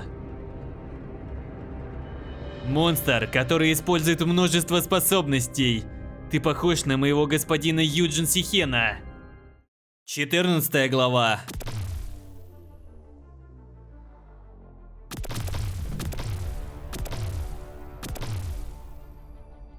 Мы перебрали столько вариантов, кем ты можешь быть. Дело дрянь. Последний раз мне было так страшно в грузовом отсеке. Но в итоге всегда есть риски и порой больше этого. И победителем всегда был я, Аморф. Неважно, кто встречается на пути истории. Приветствовать их буду я, а не Арнольд. Медведи, львы, волки, хищники, с которыми мы сталкиваемся в средствах массовой информации. Их изображают как воплощение устрашающего насилия. Но это не совсем так. Настоящий хищник – это трус, избегающий схватки, что ему не по силам. Трусливая осторожность может быть фактором охотника. Играя за Аморфа, я выучил это на зубок. Какими бы сильными ни были характеристики или информация, все провалится, если не соблюдать осторожность. А он хорош. Сердцебиение стабильное. Это было притворство, что я некоторое время назад был нервным. Проанализировав меня, он, должно быть, все понял наоборот. Он пахнет так же, как и я. Запах опытного хищника.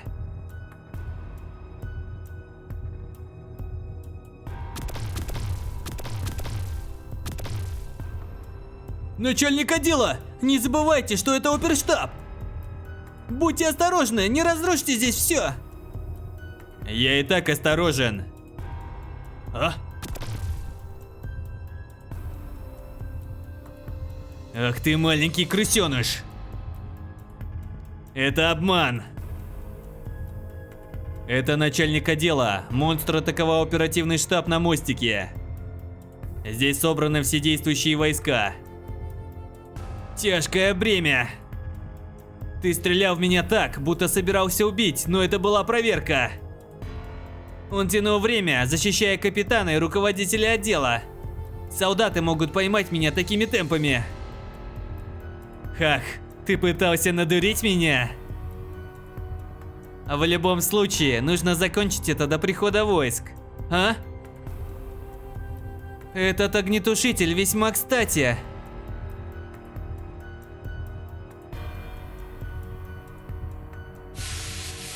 Что? Думал, это остановит нас?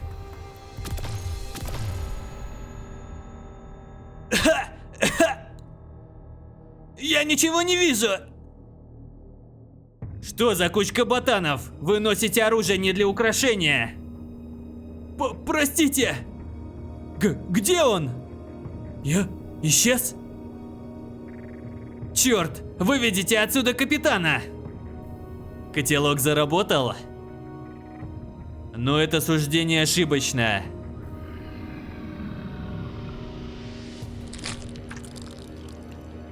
Капитан, где он? Здесь. Это не он. Капитан здесь. Что? Не поддавайтесь, он намеренно запутывает нас. Да. Не верьте ему, он убил начальника отдела. Начальника отдела навигации? Да блять, не поддавайся ему. А? Он имитирует его голос. Я руководитель отдела навигации, верьте мне. Черт, очнись, это монстр. Стреляй в него, убей. Ох. Боже мой. Бам! Ауч. Черт возьми! Так ты тап.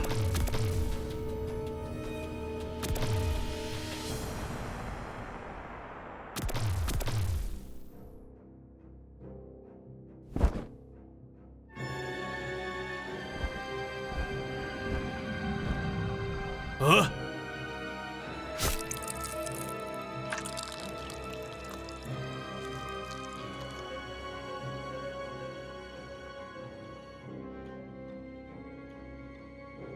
Начальник отдела?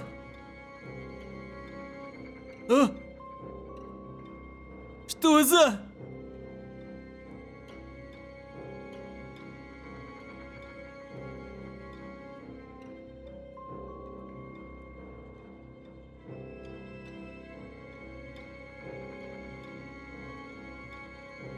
Хорошо бы не спеша съесть мясо, но нет времени. Сейчас я должен позаботиться о другом.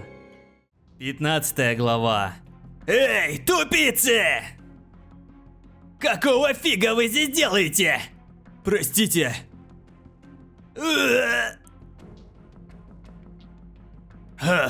Немедленно займитесь делом. Так. Капитан, мы закончили с опознаванием жертв. Замруководитель медбригады? Есть выжившие? Нет, все убиты, кроме замруководителя исследовательской группы. Что? Старшего исследователя вы не убили? Да, его доставили в комнату восстановления. К счастью, он не восприимчив к токсинам монстра, но получил серьезные повреждения органов зрения, обоняния и вкуса. Ему всю жизнь придется дышать через трубочку. Ах. Почему бы нам не сдаться космическим псам? А? Все эти люди хотят выжить. Хватит бесполезных разговоров, просто делайте свою работу. Гадство! Сколько людей полегло! Начальник исследовательской, технической, медицинской, снабжения, навигационной и группы кризисного управления. Все погибли! Если придется сражаться с пиратами в том же духе, нам ни за что не выжить. Черт возьми! Может мне все бросить и сбежать? А? Что это за пистолет? Это вроде оружия руководителя группы. Эй, принеси его мне! Вот, прошу. Заряд энергии 60%. Немного поврежден, но для самообороны сойдет. Придется самому заботиться о себе. Монстр жив и расхаживает по кораблю. А через 2 дня встреча с пиратами. Не знаю, что делать дальше. Большинство шишек устранено. Даже если система защиты сообщит о проблеме, на ее обработку потребуется время. Я могу игнорировать капитана Юсона. Пришло время расширить гнездо. В настоящий момент в криокамерах у меня есть 3 гнезда. Поэтому мне надо выбрать 2 новых. На первом месте столовая. Еда – самое важное для выживания. Можно испортить еду и перекрыть запасы снабжения врага. Далее склад военной техники, где хранятся плазменные установки. Оружие может прикончить меня, поэтому нужно действовать прямо сейчас. Еще одна цель – лаборатория. Там большое количество генетических образцов эониума. Однако есть проблема. Вероятность получения характеристик с помощью образца составляет меньше 10%.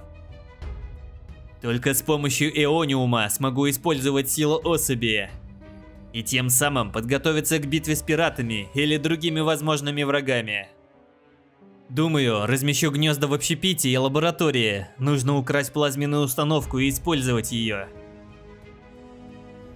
Изначально план был другой. Но то, что сказал Арнольд, продолжало меня мучить.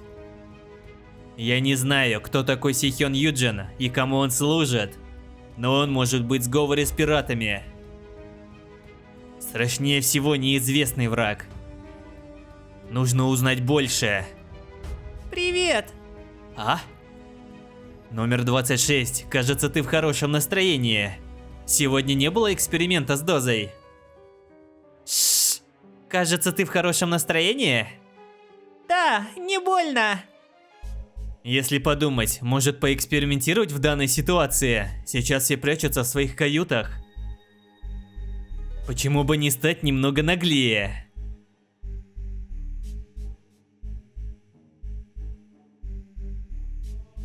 А? Что ты делаешь? Шшш, жди. А? Я ждал около получаса, но никто не пришел. Это прояснило ситуацию. Больше не нужно будет передвигаться, затаив дыхание. Шшш, давно не виделись? Да. Цвет твоего тела говорит о том, что ты выглядишь здоровой. Но если тебя оставить здесь, тебя ждет голодная смерть. Пойдешь со мной? Благодаря характеристикам пузырьковой амебы, она непривередлива к еде и невосприимчива к токсичности. Поэтому ее можно будет оставить в гнезде или взять с собой. Пойдешь со мной? Пойти куда? На выход из лаборатории. Да, я хочу. Будь осторожна. Ага.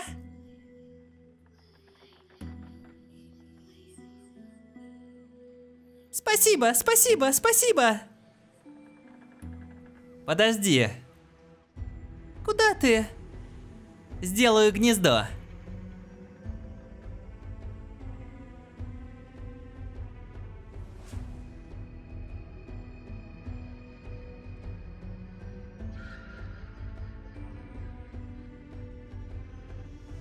Теперь никто не сможет использовать лабораторию по назначению. Время кушать. Этот живой мозг та еще гадость, но сейчас не до наслаждения вкусом. Мне нужно подумать о питательных веществах. Она хорошо кушает. А? К нам идут. Один солдат, судя по ширине шага. А другой исследователь. Для моей поимки недостаточно 2 человек. Что за? Что это?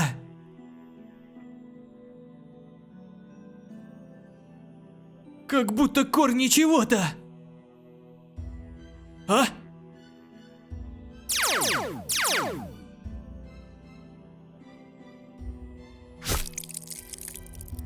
А!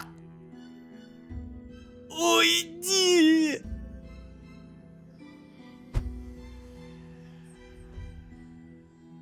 Эй! Помогите! Спасите! Больно! Больно! А? Серьезно? Похоже, этот человек тоже участвовал в опытах над ней. Злится, потому что он сделал ей больно. Если подумать, она тоже может убить человека.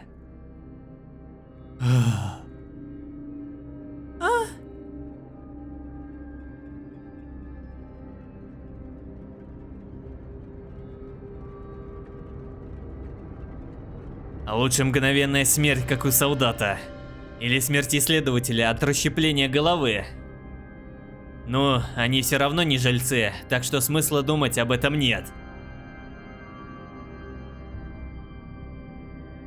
А? Я достиг своей цели раньше, чем думал. Характеристика первый тип уже существует. Применить тип укрепления физической силы. Да? Нет. 16 глава. Ты счастлива? Я достиг своей цели раньше, чем думал. Характеристика. Первый тип уже существует. Применить тип укрепления физической силы. Да? Нет. Я съел более 500 образцов, но у меня уже 3 характеристики. Наконец-то получил этот тип. Давай попробуем поменять. Шш, подожди, я скоро закончу. Да? Принять.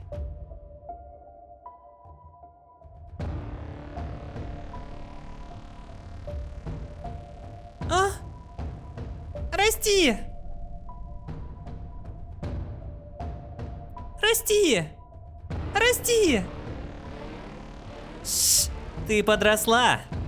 Рост? Что ты имеешь в виду? Шш, ребенок стал взрослым. Ребенок? О чем ты? Большой ребенок, ребенок. Что? Ну, если она как жидкость, то это утверждение не совсем верно. Для биологически незрелой особи. Но ты умная, поэтому я объясню, когда ты научишься говорить. Я чувствую себя так, будто все тело стало тяжелым и твердым. Будто леопард стал носорогом. Рост стал намного выше, чем раньше. А руки и ноги покрыты твердой броней. Ноги намного толще из-за укрепляющих характеристик. Кстати, что там по навыкам? Естественное исцеление, щупальца пилы, загрязнение. Раса – неопознанная враждебная космическая материя, НВКМ, состояние особь. Цель – выжить, эволюция успешна. Особые навыки, связанные с телом, применяемый тип. Крылья, хитиновый панцирь, возобновляемая энергия. Слияние, парализующее жало, слияние, усиленный экзоскелет, кислотная кровь, укрепление силы ног, имитация, щупальца пилы, загрязнение, связанные со сверхспособностями, чутье хищника, слияние, экстрасенсорное восприятие. Тип укрепления физической силы. Для вас доступен один тип. Тип усиления сверхспособности 2 из 6. Естественное исцеление в сочетании с живучестью превращается в возобновляемую энергию, слияние. Мне нравится все, но кое-что немного разочаровало. Для вас доступен один тип усиления сверхспособности 2 из 6. Я могу получить неограниченное количество типов для аморфа, но только один доступен для применения. Требования к приобретению нового типа увеличены вдвое. Например, если бы я сначала получил тип усиления сверхспособности плюс 10, плюс 20, то количество очков типа укрепления физической силы увеличилось бы с 10 до 20. Если бы это была игра, я бы больше задумался о сроках получения типа, но ничего не могу поделать, потому что настали отчаянные времена. Давайте отложим получение следующего типа на задний план и проверим полученные навыки в действии. Щупальца пилы. Раньше это было некорректным определением из-за их слабой прочности. Но они улучшились типом физической силы и стали мощными. Теперь перейдем к загрязнению. Я могу применить некоторые из своих характеристик. Можно создавать споры, выделяющие кислоту. Благодаря этой возможности можно превратить весь корабль в крепость. Идеальная способность сражаться с могущественным врагом. Я все проверил, так что теперь пойдем к следующему пункту назначения. Куда? Ангар. Как бы повели себя члены экипажа, увидев меня сейчас? Расплакались или побежали к линии эвакуации? Пора узнать это. Бегите! Он приближается! Поторопитесь! Я не могу больше ждать! Все, закрывайте дверь! Что за дела? Быстро закройте дверь! Мы все умрем. Эй, уйди с дороги! А!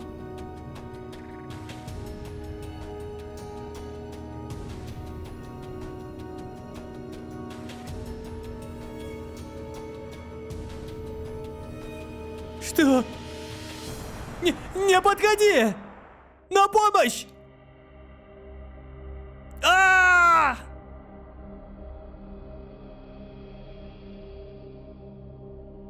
А!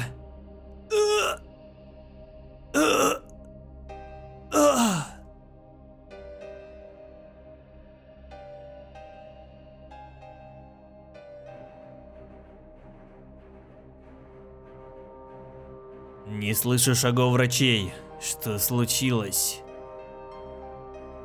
Ох, это сон. За какие грехи я должен терпеть такую боль? Лучше смерть, чем такая жизнь. Звук военных ботинок? Солдат? Нет, это же... Это он. Он пришел за мной. Что он делает? А?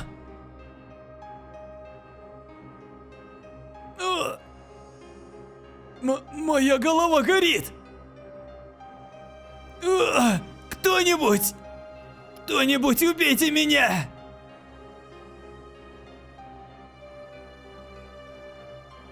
Спустя 3 часа. Ты съела его всего? Да. Твое чувство мести утолено? Месть? Что такое месть? Человек, который сделал тебе больно. Еда. Вкусно. Кажется, у номера 26 нет понимания, что такое месть. Не знаю, то ли она еще этому не научилась, то ли я родился с этим. Подозрительно, что ей особенно интересуются исследователи. Она не превратится в морского демона. Морские демоны, как и пузырьковые амебы, живут только на морских планетах. Их размер превышает 25 метров, и в теле прячутся щупальца. Может, из-за того, что пузырьковая амеба напоминала морского монстра, пользователи заподозрили сходство между ними в игре. Вывод был такой: игровая компания плохо разбирается в дизайне, поэтому они так выглядели, но здесь все реально. Милый, я сыта. Кажется, ты устала.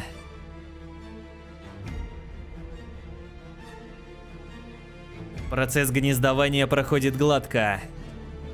Ну что ж, пойдем искать следующую добычу.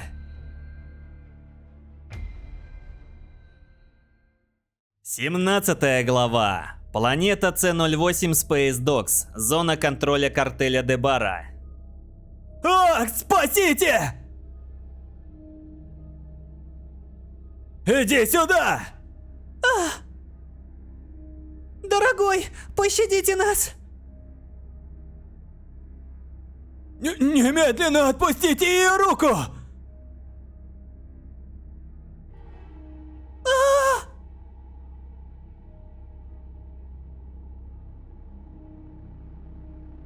Ограбим их до последней нитки! И убьем каждого, кто встанет у нас на пути! Ведь это кредо картеля Дебары! Эй, ты чё так смотришь? Иди-ка сюда! Ха-ха-ха-ха! Нет, пожалуйста. Черт возьми! Все усилия лишь ради денег. Начальник, как вы могли так поступить с нами? Мы наняли ваш отряд наемников для сопровождения! И что мы получили взамен? Глупый идиот, разве мы друзья? Что? Что ты ожидал получить, доверившись незнакомцам? Боже, свиньи из мегакорпорации всегда такие.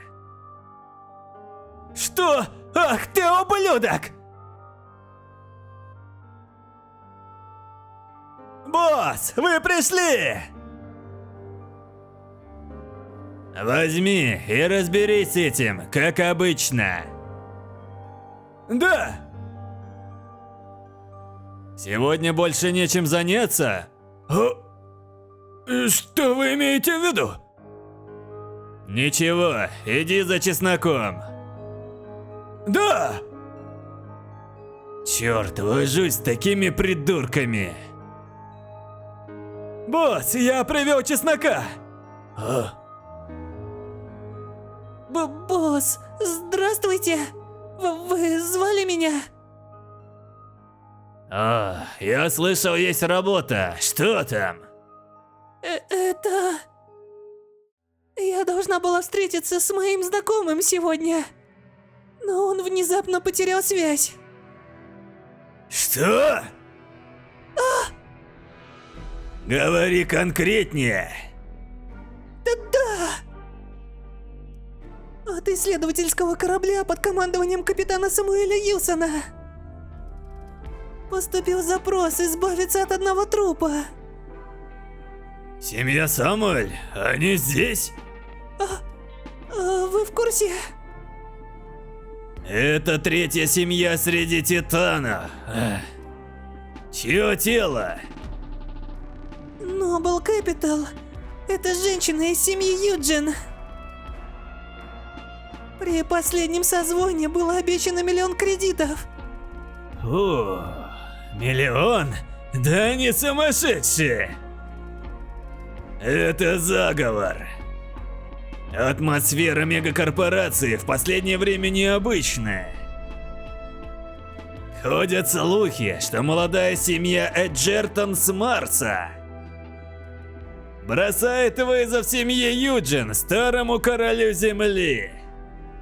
Основным бизнесом Эджертона является разработка кораблей. Но основное внимание уделяется генетической модификации без ведома других. Если тело принадлежит к семье Юджин, то оно должно быть было генетически модифицировано. Что, если в такой ситуации перехватить тело и передать его Эджертону? Семья Эджертонов захотела бы заполучить его за 10 миллионов кредитов. Так пахнут деньги? Эджертон, который сделал меня мутантом Халком, хочет разорвать и убить. Но обида есть обида, а деньги есть деньги. Ты сказала, что потеряла связь, верно? На них напали? Я не уверена. А, значит, эти свиньи где-то рядом? Я не знаю главу, но говорят, он огромный парень. Как только соберемся, отправляемся на корабль Самуэля Юсона. Будьте готовы отслеживать средства связи.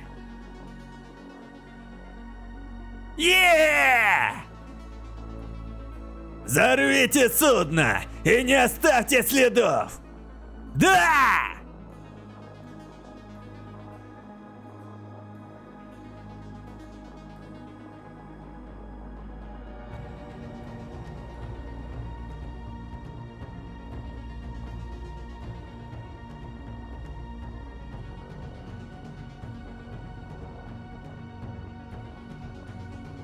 А?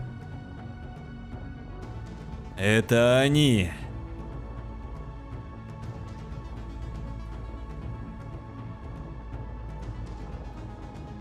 Связь.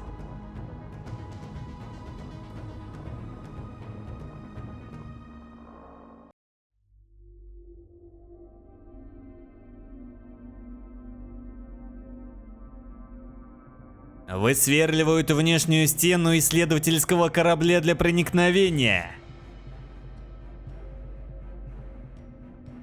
Судя по граффити на корабле, это определенно космические псы.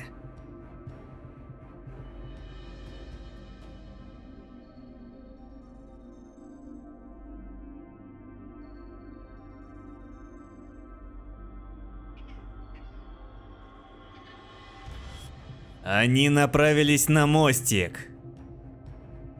Они профессионалы в боях, их действия весьма отточены. Я пока не знаю, насколько они глупы или умны. Кто-то со смекалкой сразу бы заметил, что этот корабль выглядит странно. Должно быть, они ослеплены жадностью, как разбойники, жаждущие сокровищ.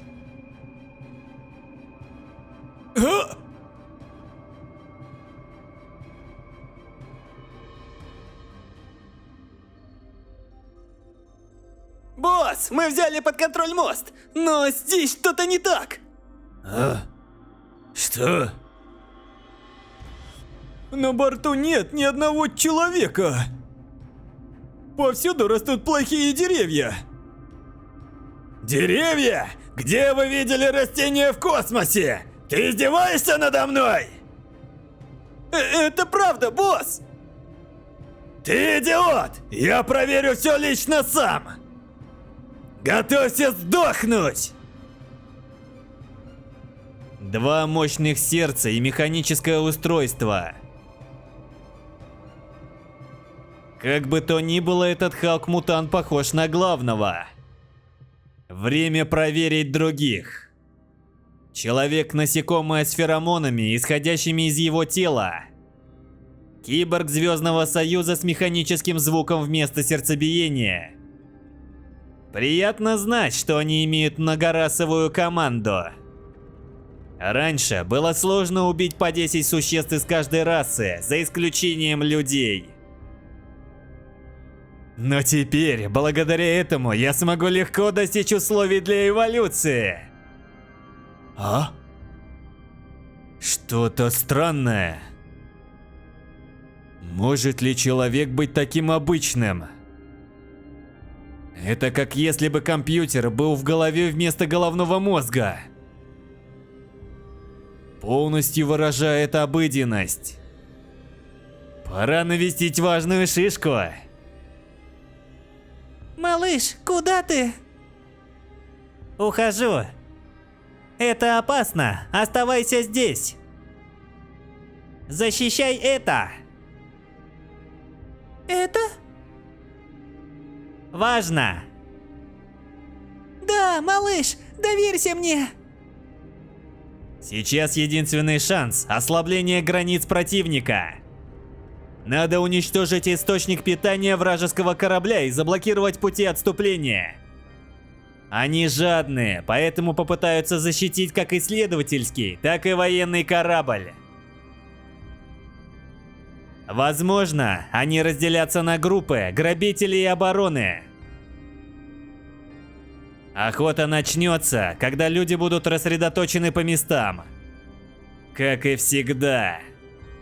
18 глава.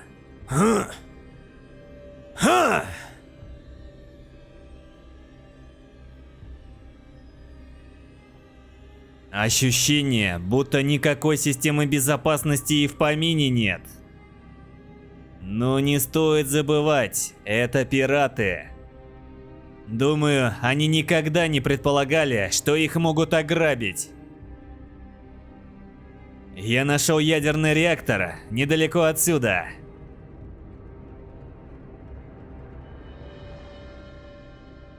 Все выглядит неплохо, кроме тех роботов-гуманоидов-андроид.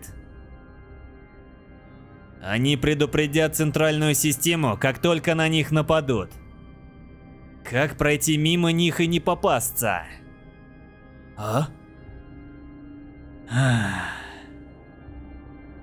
Почему бы мне сначала не перекусить кем-нибудь?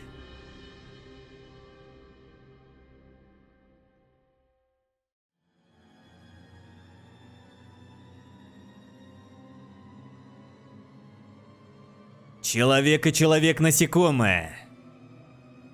Повеселюсь с ними.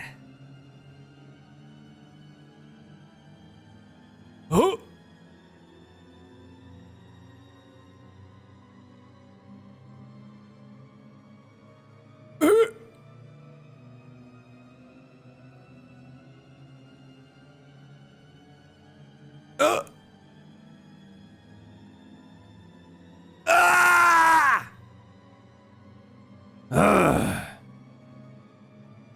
Моя рука!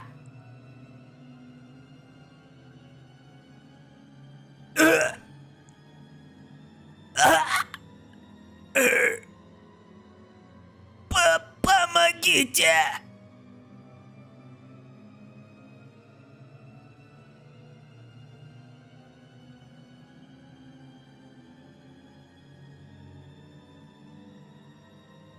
Как и ожидалось, употребление инопланетного вида не помогает восполнить все для эволюции.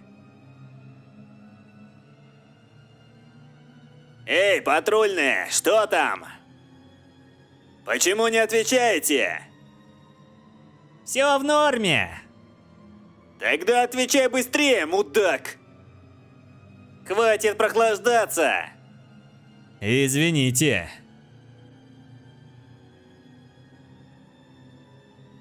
Мне не нужно сражаться с андроидами. Должно быть здесь.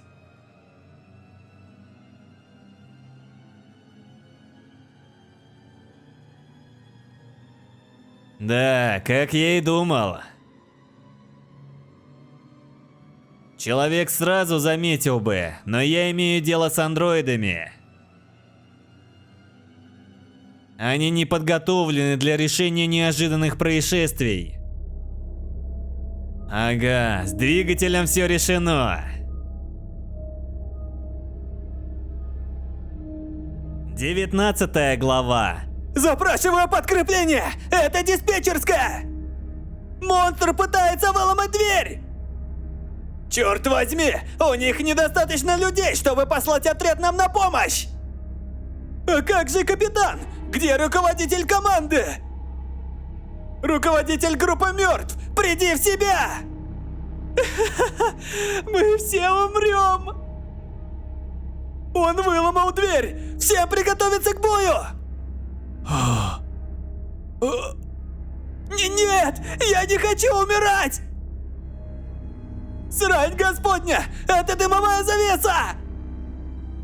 Оно проникло внутрь! Помогите! Что происходит? Повсюду странные растения и никаких признаков людей.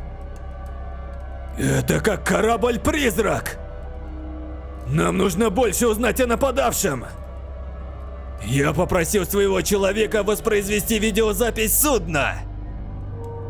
Но все, что мы увидели, было людьми без конечностей. Или с конечностями, но не в своем уме.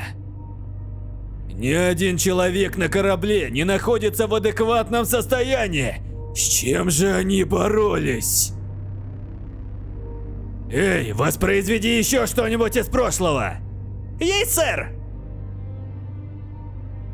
Би-3, возвращайтесь обратно, как только закончите чинить коробку передач. Эти маршруты сложны, скажите всем, чтобы они были осторожны. Этот солдат, должно быть, был тем, кто отвечал за защиту этого корабля. А вон тот ходок, должно быть, Юсон Самуэль. Похоже, что вся их рабочая сила выбыла из строя. И высшее руководство в панике. А? Оно атаковало сверху?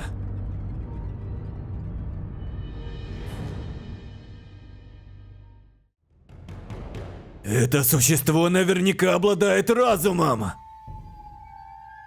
Очень опасная тварь с высоким уровнем интеллекта.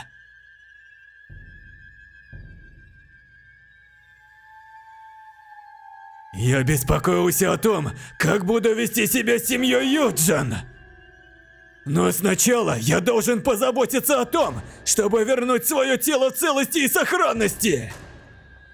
Эй, Мануэль! О? Мануэль! Да, сэр! Ты сказала, что вчера потеряла связь, верно? Да. Первоначальный план состоял в том, чтобы встретиться вчера. Но судно так и не прибыло, поэтому мы искали его целый день. Я в значительной степени разобрался в деталях исследовательского судна по пути сюда. Проблема в том, что мы не знаем, что это за существо. Но тем не менее, нам удалось проникнуть сюда бесшумно. Оно, вероятно, не в курсе, что мы здесь. Хорошо, давайте сначала найдем этого зверя и убьем его. Тогда мы пойдем искать тело. Босс, у нас проблема! А? Какая? Двигатель корабля сломан! А? Что? Что значит сломан? Он работал совершенно нормально! Ну, босс! Он полностью расплавлен, так что починить его невозможно! Почему? Этот сукин сын! Как он посмел испортить мой корабль? Я разорву тебя на куски!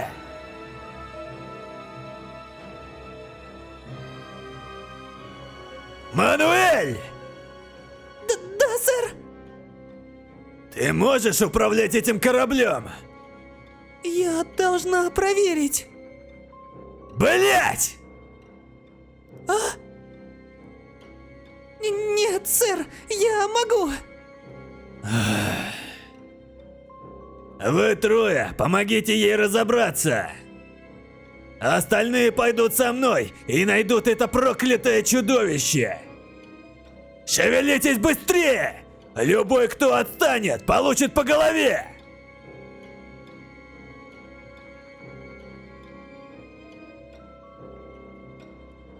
О, он зол. Они не знают, что на этом корабле все еще есть выжившие. Их около 20, прячущихся тут и там, включая капитана и высшее руководство. Я пощадил их не из милосердия. Там будет битва, так как Мегакоп ненавидит пиратов. В то время, как выжившие пираты будут яростно сражаться, я просто воспользуюсь этим. В настоящее время в рубке находятся 3 пирата и женщина, выдающая себя за нормальную. Это был бы мой шанс атаковать, но у меня плохое предчувствие по этому поводу. Инстинкт Аморфа предупреждает меня, что она опасна. Она хозяйка Арнольда? Монстр, который использует множество способностей. Ты похож на мою госпожу Юджин Сихён. Интересно, что в ней заставило Арнольда сказать, что мы похожи? Она напоминает генетически модифицированного человека. Но, учитывая, что она из благородной столицы мегакобов, которые помешаны на продлении жизни, очень вероятно, что ее изменили намного больше, чем Кисараги Юджин. Если она была изменена до уровня игрока, возможно, ее будет сложно одолеть, даже если я эволюционирую до молодой особи. Прошло много времени с тех пор, как я в последний раз сражался с генетически модифицированным человеком. Видеть такого сильного соперника одновременно пугает и будоражит меня. А пока я буду держать эту женщину, которую, как я предполагаю, зовут Юджин Сихён, под присмотром, и сначала разберусь с пиратами. 20 глава.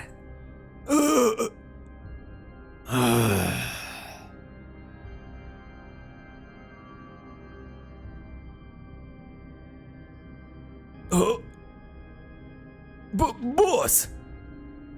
Что там? Датчик движения обнаружил людей. И? Он указывает на каюту капитана, но путь забаррикадирован. Я думаю, нам следует просверлить дырку где-то поблизости. Чертов кретин!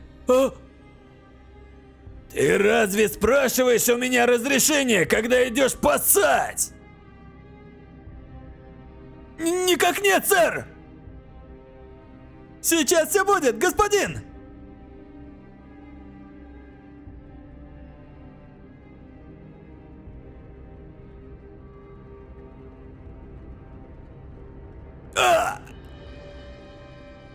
Черт, они вооружены!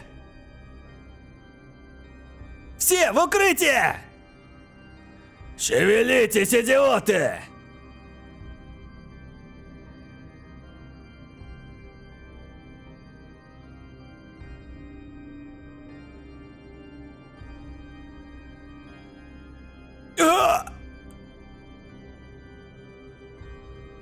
Монстр!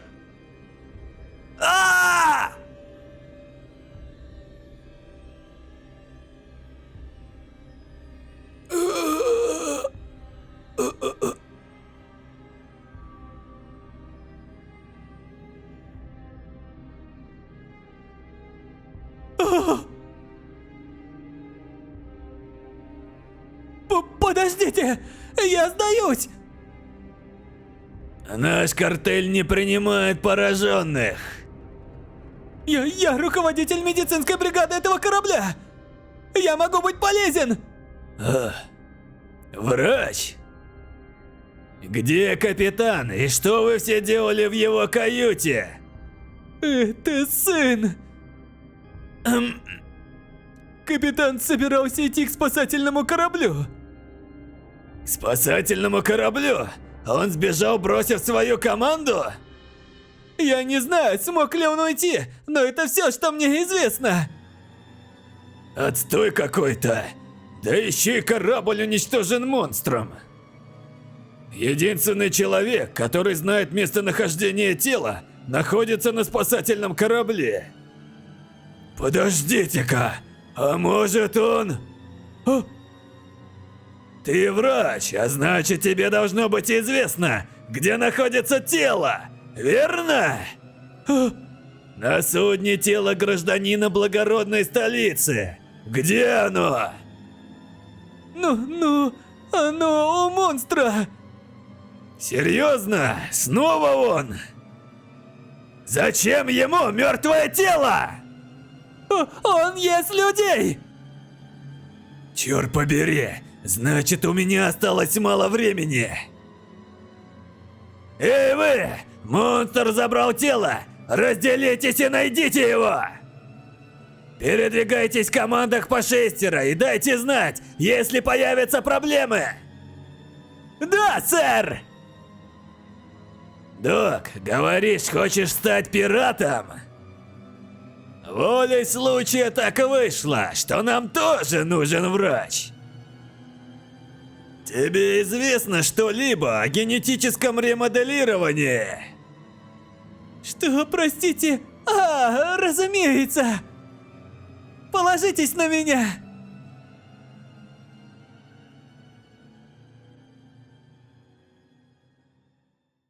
Двадцать 21 глава. Какая жалость, все закончилось раньше, чем я ожидал. Но с Халком-мутантом в качестве лидера, возможно, этого следовало ожидать. Они передвигаются по 6 в каждой команде, кроме главного и одного из его приверженцев. Шагают строем, как рядовые в армии. И мне пора. Малыш, я иду с тобой. Оставайся здесь.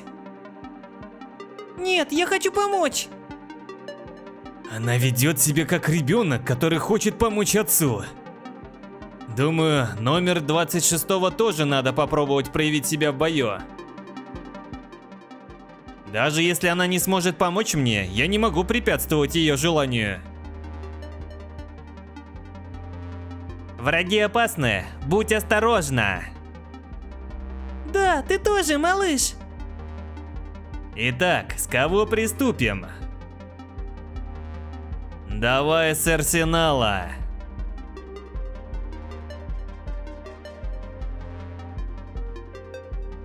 Откуда эти джунгли? Ха. Какому монстру подвластно вырастить дебри выше двери? Эй, нам нужно избавиться от этого, чтобы поставить пламенную установку. Ох, неприятно. Кия! Что? Что это за хрень такая? Хе-хе, похоже на слизь. Ох, мерзость! Эй, у нас мало времени, живо за работу! Чем дольше смотрю на это, тем больше похоже на... Что это? А! О! Мое лицо! А! Что за чертовщина здесь происходит? А!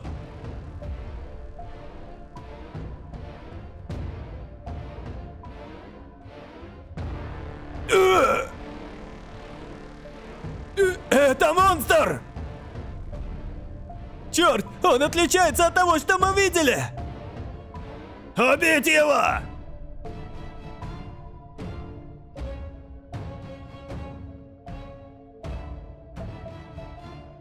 А!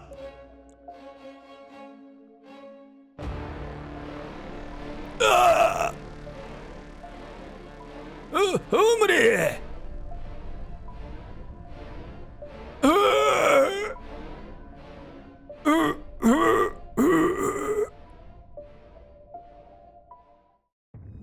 Помогите! Здесь монстр! Нам нужно вернуться! А-а-а!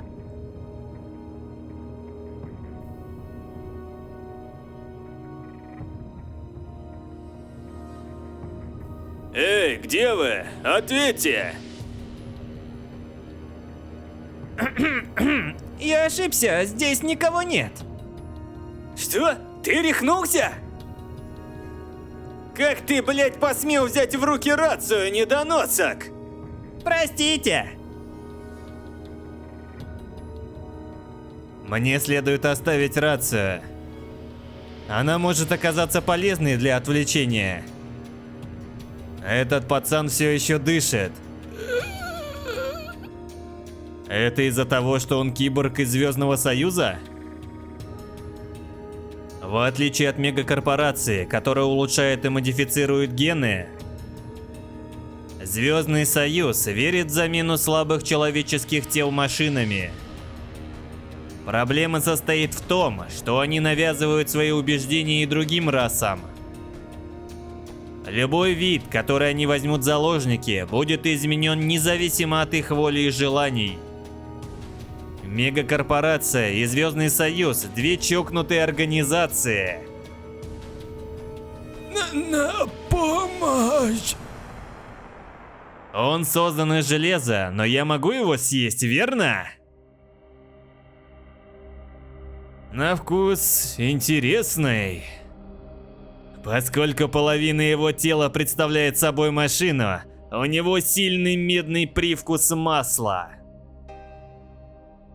О?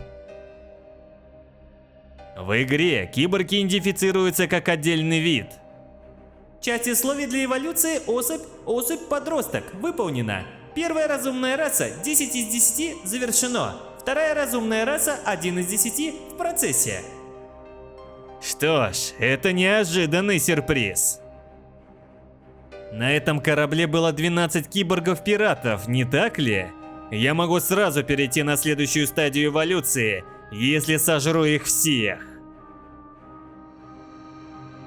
Ты о чем-то переживаешь, малыш? О том, что ты не должна знать. Некоторые могут назвать Space Dogs космической катастрофой. Но для меня они как Санта, приносящий подарочки на Рождество. 22 глава. Проклятие! О!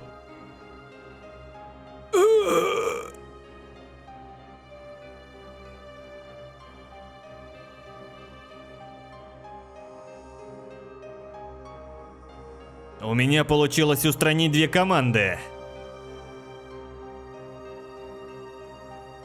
Но я упустил 3 киборгов.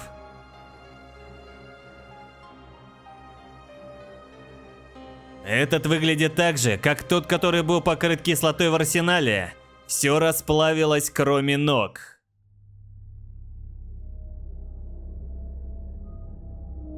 Может, на всякий случай съесть его?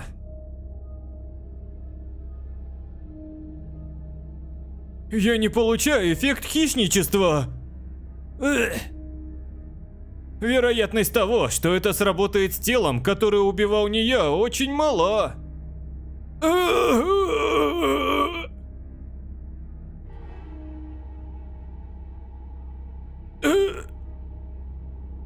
Ты голоден, малыш? Я должен убить всех, кто выглядит подобно. Но ты можешь забрать этого. Без проблем, наслаждайся. Я чувствую себя не очень по отношению к номеру 26, но у меня нет выбора. Те, кто жив, доложить обстановку. Это диспетчерская. Мы на своих местах.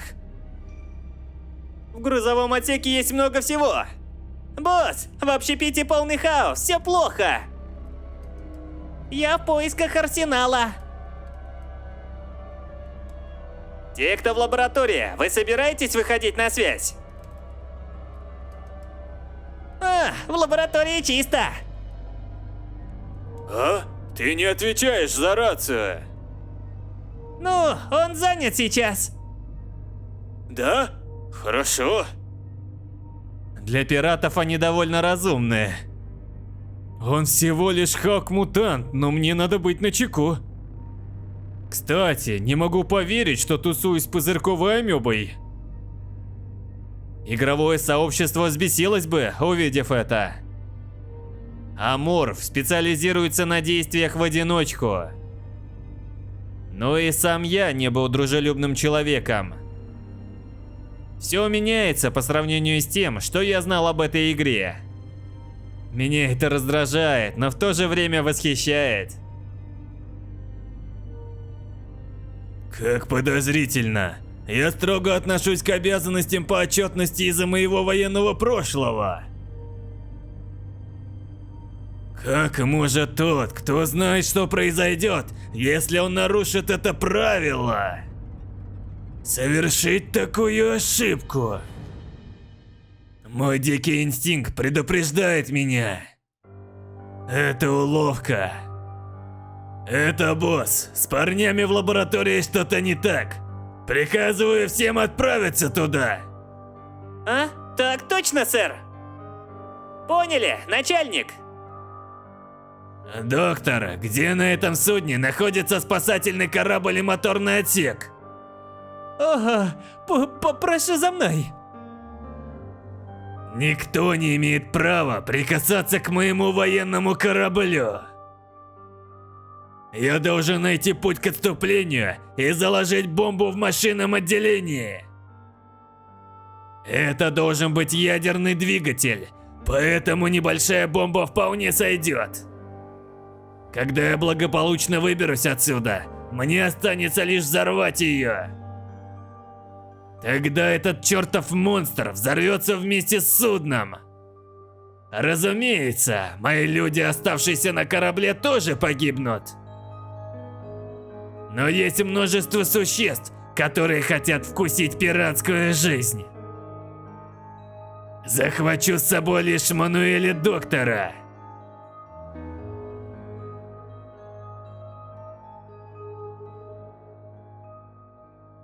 Эй, доктор! Да? Ты должен знать об этом монстре, поскольку сталкивался с ним раньше, верно? Может, какие-нибудь слабости? Нет. Что? Эй, отвечай живо! Я говорю правду! Я знаю, что он трус, который боится меня, но это все, что он может сказать? Это значит, что он сыт перед монстром больше. Ты прикалываешься, что ли? Я придушу тебя! А, Какая у него сила или особенности? он передвигается, как призрак. Призрак? Да, он сжирает человека в мгновение ока и не оставляет следов. Мы даже не сразу замечали потерю. Может, причина в том, что вы просто придурки? На корабле много датчиков системы безопасности. Настолько, что трудно сосчитать. Однако, ему удалось их избежать и убить людей. Если он не призрак, то у меня нет другого объяснения. Звучит абсурдно, но похоже, что он говорит правду. Надо собрать парней. Это босс, планы изменились.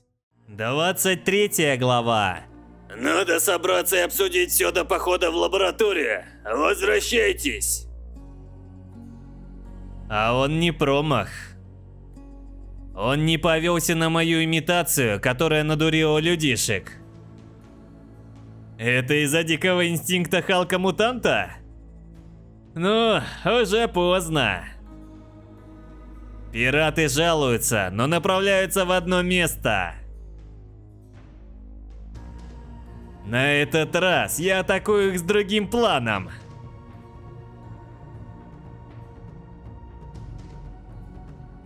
Гнездовой маневр. Мои познавательные навыки расширяются за счет этих ветвей. Поток моих чувств проносится сквозь сознание, захватывая коридоры и комнаты. Соединение вспомогательного органа завершено. Сейчас они буквально у меня в желудке.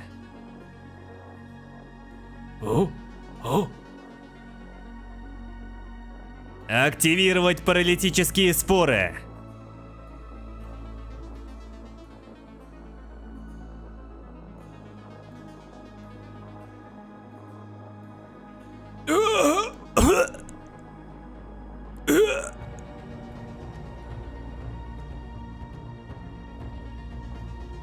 Когда я стану особью-подростком, я смогу использовать гнездо более свободно. Я попробовал это чисто из любопытства, но оно того стоило. Ох, я изможден. Внезапно почувствовал голод из-за использования большого количества энергии одним разом. Куда ты? Я голоден, пошли есть. Хорошо.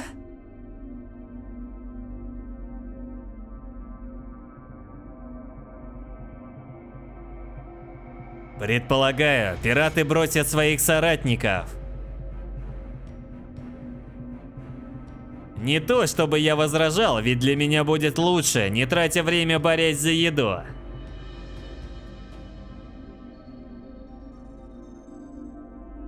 Пятеро из 7 мной убитых киборги.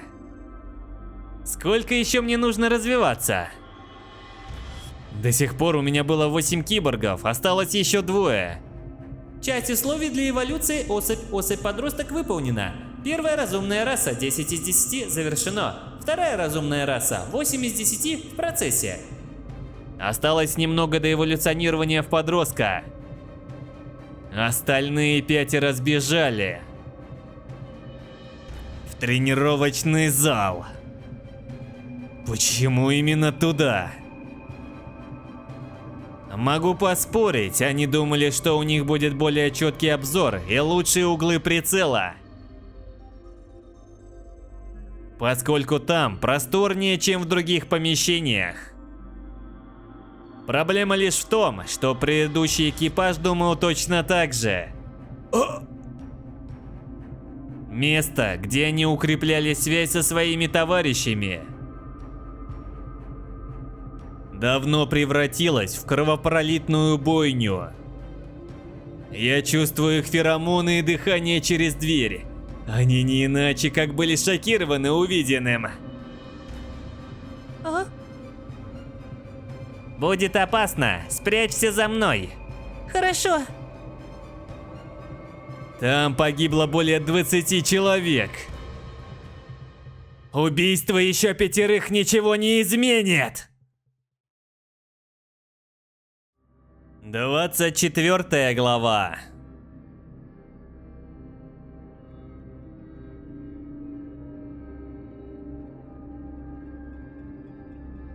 Отстой! Почему не выходит? К черту тебя! Эй, ублюдок! Ты хоть знаешь, кто я, а?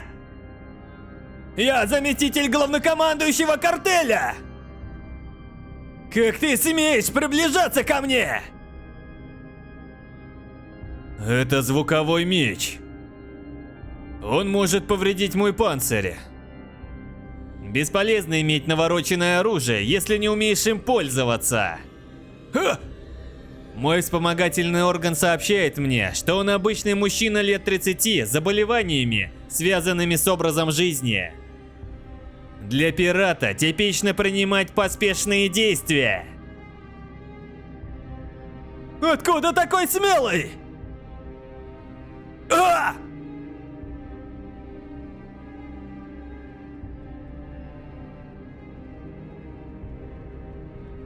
Ты сучий потрох!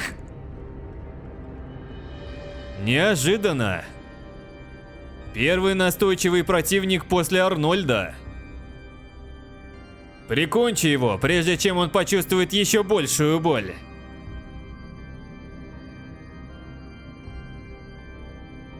Осталось 4. Готов поспорить, что они прячутся в раздевалке. А? Что это? Человеческая природа? Эффект хищника активирован. Успешное получение генетических данных. Похищение человеческая природа. Среди биологических свойств человек. Применить человеческая природа? Да? Нет.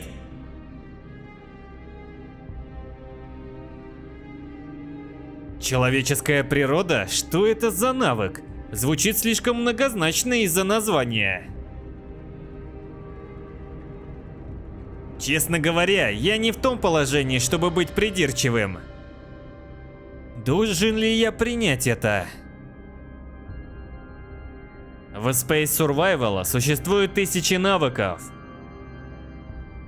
Однако не все из них выгодны. Давайте возьмем, к примеру, характеристику буйства Халка-мутанта. Они получают вдвое больше физических навыков, но теряют способность контролировать себя. Есть навыки, в которых недостатки перевешивают преимущества. Характеристики с неоднозначными названиями обычно были летальными. Я имею в виду, что сама вселенная Space Survival похожа на антиутопию, полную злобных существ. Звездный союз, который похищает людей и превращает в роботов. И мегакорпорация, которая создает монстров путем модифицирования генов. Это вселенная, где такие виды превосходят человеческую цивилизацию.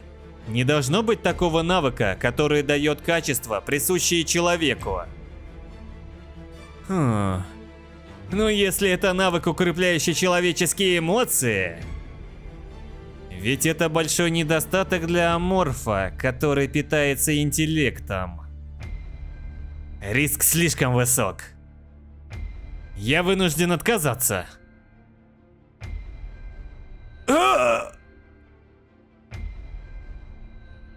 Мой вспомогательный орган предупредил пересмотреть мое решение? Это так важно? Эти крошечные щупальца никогда не заставляли меня делать опасный выбор. Думаю, я могу довериться. Окей, принимаю.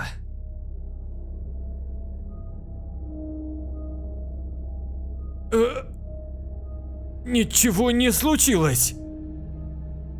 Ничего не выходит из моей головы. Или чувство вины? Похоже, человеческая природа принадлежит к умственным способностям. В настоящее время есть один тип, который может быть специализирован. Тип усиления сверхспособности 3 из 6. Чутье хищника, экстрасенсорное восприятие, человеческая природа. Еще 3 я смогу приобрести тип усиления сверхспособности. Описание человеческой природы. Человеческая природа в момент выбора помогает вам принять верное решение. По скриптум, пусть ваш выбор стоит того. Вроде нехорошо, но и неплохо. Просто сосредоточусь на факте приобретения условий для типа. Малыш, ты в порядке? А что? Ты не двигался, это было странно. Я не то, о ком она должна беспокоиться. Я чувствую запах пиратов из разных частей тренировочного зала. Никто не будет упущен. 25 глава. Помогите! Пожалуйста, пощади!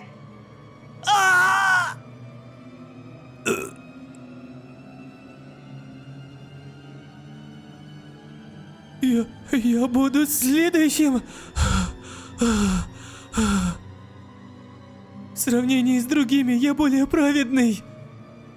Что я сделал, чтобы заслужить это?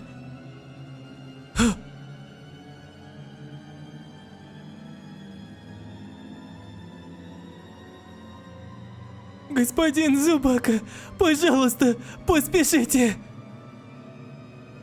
Зубака, пожалуйста.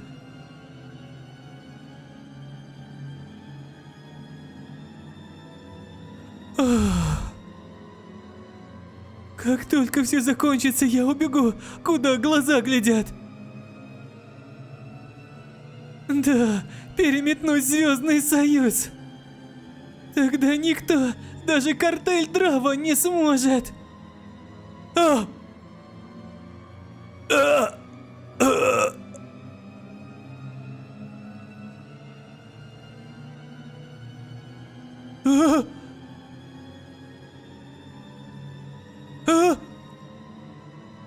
Нет!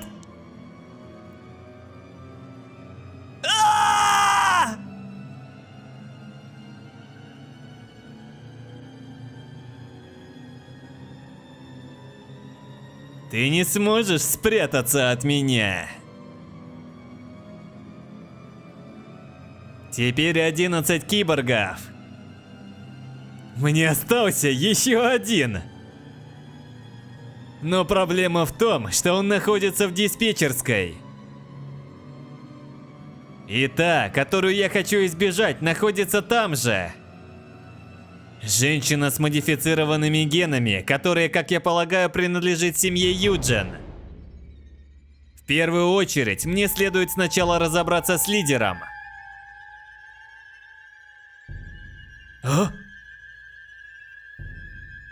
А вот и ты, сукин сын!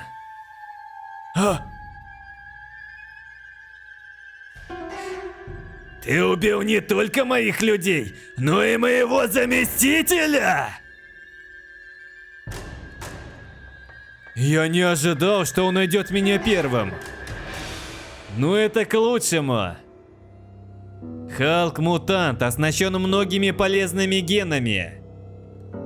Мне нужно пополнить свою генную сущность, прежде чем отправиться в диспетчерскую. Здесь даже в Рио руководителя медицинской бригады. Не думал, что он будет на стороне пиратов. Без разницы, он тоже окажется у меня в желудке. Спрячься. Мне страшно. Береги себя. Не волнуйся. Хорошо.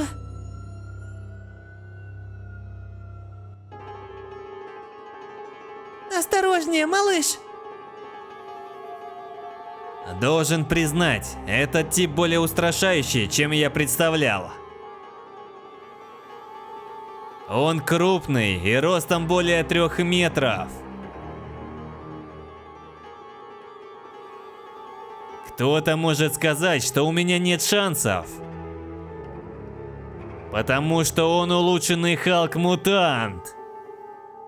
Посмотрим, на что он способен. 26 глава. Эй, нам не пора? Хочешь, чтобы босс снес тебе крышу? Он велел помочь чесноку. Блин. Я так радовался легкой наживе, а тут это. Эй, чесночинка, сколько еще? Почти все. Почему эта железяка занимает столько времени? Это корабль мегакорпорации старого поколения, но у него передовой ИИ. Это же вершина космической компьютерной инженерии. Тут все крайне сложно. Эй, говори понятным языком. Давай скорее разберемся с этим и поспешим к боссу. Поняла. Арнольд хорошо потрудился. Монстр схитрил и скрылся с помощью дымовой завесы. Но он не сможет обмануть меня и мое рентгеновское зрение. Ограбил лабораторию и поглотил образцы генов. Он не просто умен. Согласно отчету, существо похитило лишь образцы.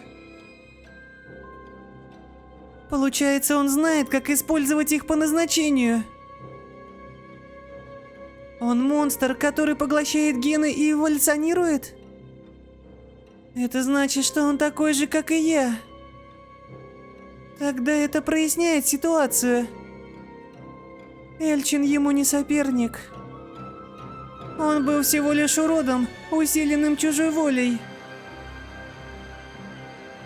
Ничтожное существо, которое даже не знало, что находится в своем собственном теле.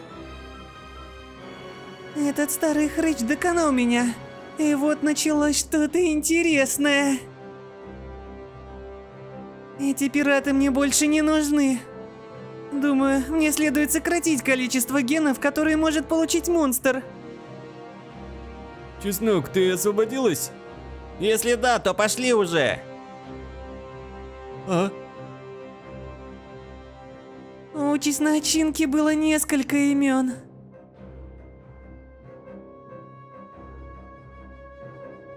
В мегакорпорации ее называли ведьмой спирали.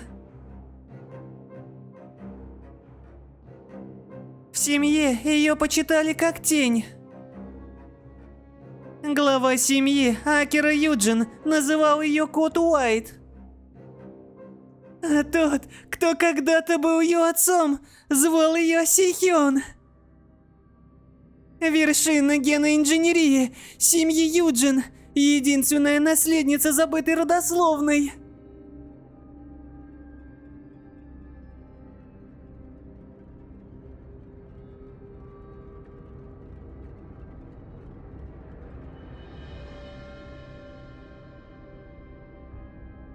Ха!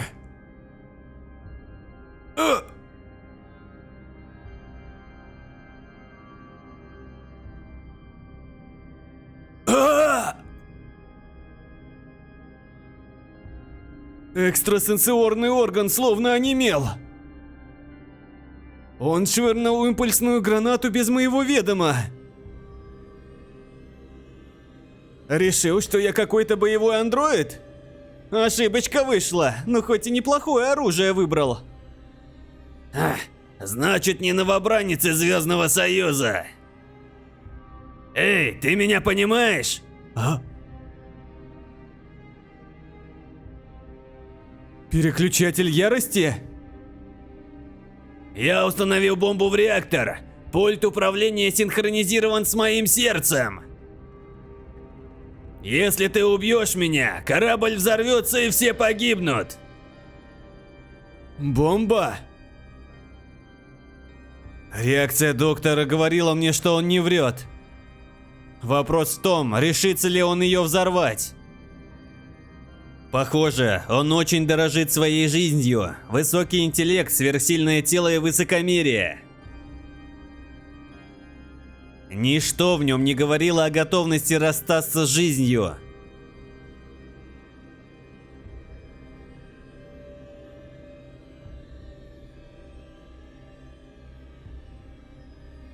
А-а-а! 27 глава.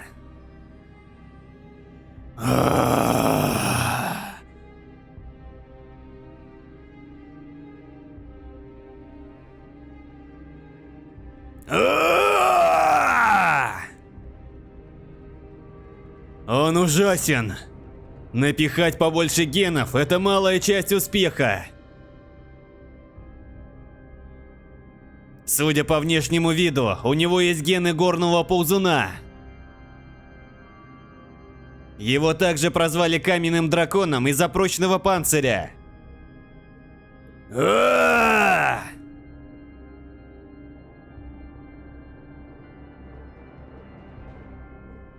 Бомба!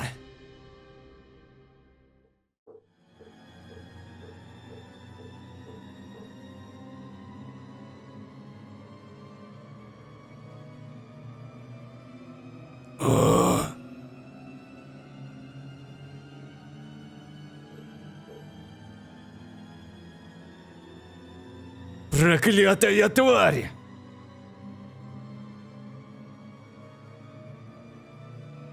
Если бы не моя прочная голова, я бы уже летел на тот свет. Я никак не мог понять, зачем он упомянул про бомбу, но похоже, он специально хотел, чтобы я ударил его в грудь. Хочешь сыграть нечестный бой? Ха-ха. Твои жалкие приемы бесполезны. А раз атаковать сердце нельзя, то вариантов у меня осталось не так уж и много. Панцирь, окружающий его руки и ноги, слишком прочный. Пробить его, не используя плазменное оружие, было бы невозможно. Если попытаться атаковать незащищенные участки тела, он этого так не оставит. Думаю, этот тип уже понял, что надо схватить меня за хвост. Хотя... мой хвост не единственное, что во мне опасно.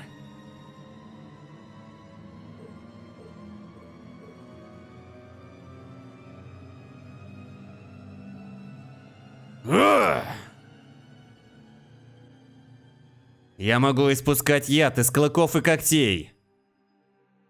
Если удастся пробить его броню, победа будет за мной. Но как это сделать? В этом мне вполне может помочь сверхзвуковой клинок. У мутантов-гигантов есть одна закоренелая слабость. Мне нужно продержаться до момента ее появления. Грузовой отсек, где я впервые познал мир. Лучше места и быть не может. 28 глава. Вот мелюзга!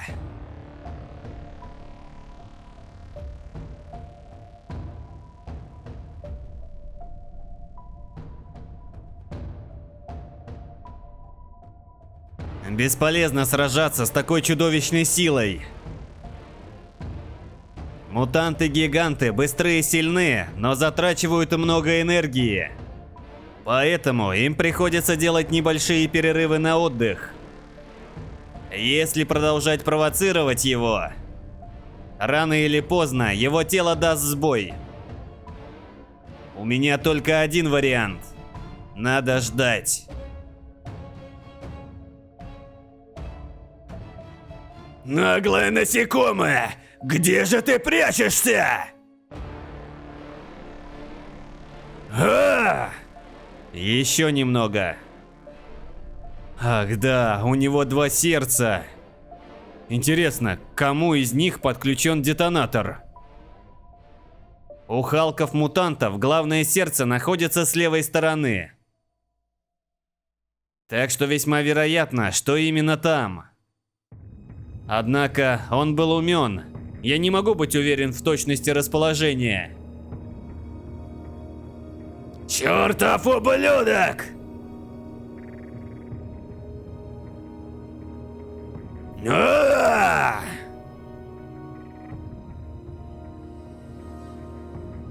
Беги, трус!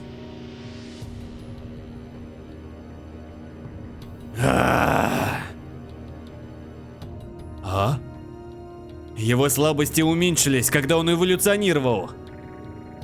В обычном состоянии он бы уже перестал двигаться. Но ничего не изменилось, кроме его скорости. Полностью избавиться от необходимости отдыха ему не удалось.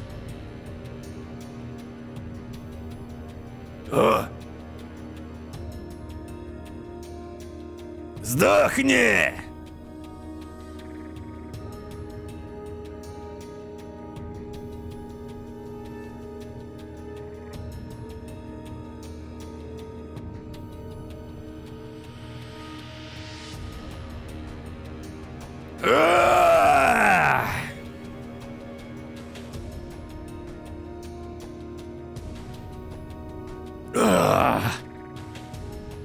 А вот и мой шанс.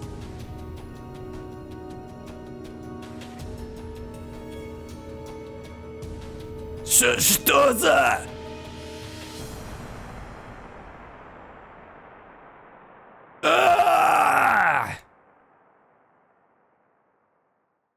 29 глава.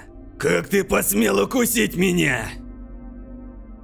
Ничтожный заср...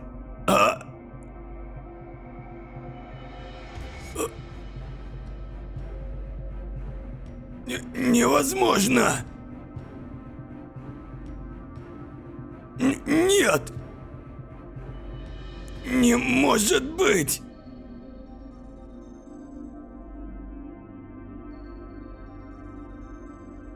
Паралич на нем не так эффективен, как на людях.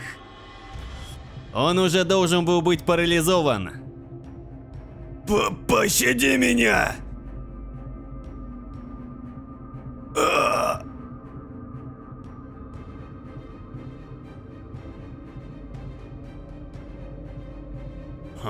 Логично. Детонатор был прикреплен ко второму сердцу справа. Судя по всему, он активировался не от сигнала, а от сильного удара. Второе сердце контролирует побочные эффекты генной модификации. Он хотел забрать меня с собой на тот свет, зная, что все равно умрет, если его повредят? Разбор детонатора займет время. Понравятся ли мне гены Халка-мутанта? Малыш, А? Я говорил тебе оставаться в тени. малыш, грядет опасность. Почему? А?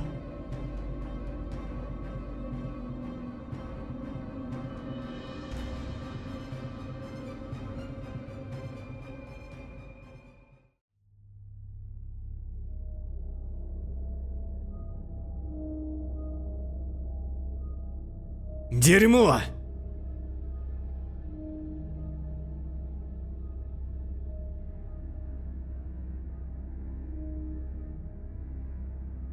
Ой, увернулся. Предвидение будущего, откуда оно? Я хочу знать. Сихён Юджин, я хотел разобраться с ней в последнюю очередь. Но она сама пришла ко мне. Из ее руки торчит блестящее лезвие. У нее ген белого галерона, смешанный с генами других высокоуровневых существ. Десятки видимых генетических особенностей.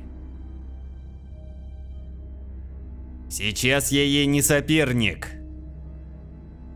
Как будто все мое тело предупреждает меня, что не следует противостоять этому существу. Мне надо отступить и придумать, что делать дальше. Чесноченко! Ты хорошо справился.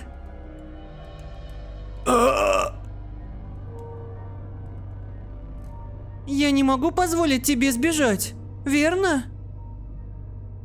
Черт подери! Что же делать? Скорее всего, таймер бомбы уже активировался. И атаковать ее напрямую самоубийство. Мне следует знать, какими навыками и стратегией пользуется противник. Ее глаза – это ген наблюдателя, космического скитальца или адский глаз? У меня есть предложение. Ты похож на меня, поэтому я сохраню тебе жизнь. При условии, что ты будешь служить мне. Проще говоря, стань моим питомцем. 30 глава. Ты тоже существо, управляющее генами. Я могу быть идеальной хозяйкой для тебя. Прими мою сторону. Превосходящая меня Сихён Юджин призывала служить ей.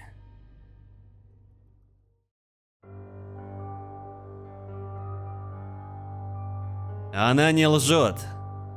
Не то, чтобы у нее была причина. Клинок на ее запястье – это коготь Галерона. Даже моя оболочка не сможет меня защитить. Не говоря уже о других способностях, которыми она обладала. Малыш, Если честно, подчиниться ей было бы разумно. да, правильный выбор. Не бойся, я здесь. Сихён не знает причину, по которой мне нравится Аморф. Почему я тратил время на этого уродливого бесполезного персонажа? Или почему люди прозвали меня фанатиком аморфов в интернет-кругах? Ну все просто. Свобода выбора. С этим выбором он становится сильнее до бесконечности. Поэтому у меня такая крепкая любовь. И мой выбор очевиден. Малыш? Хорошо, славный питомец. А?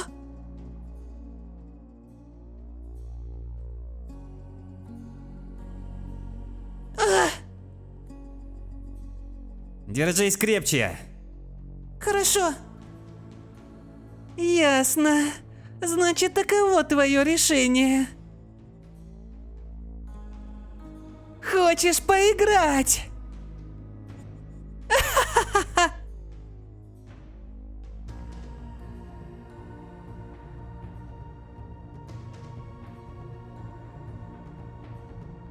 Она определенно сильнее меня. Самый опасный враг, с которым я сталкивался до сих пор. Однако я сражался и с другими выдающимися соперниками. И всегда выходил победителем. Я преподам ей урок. Докажу, что борьба — это не только сила.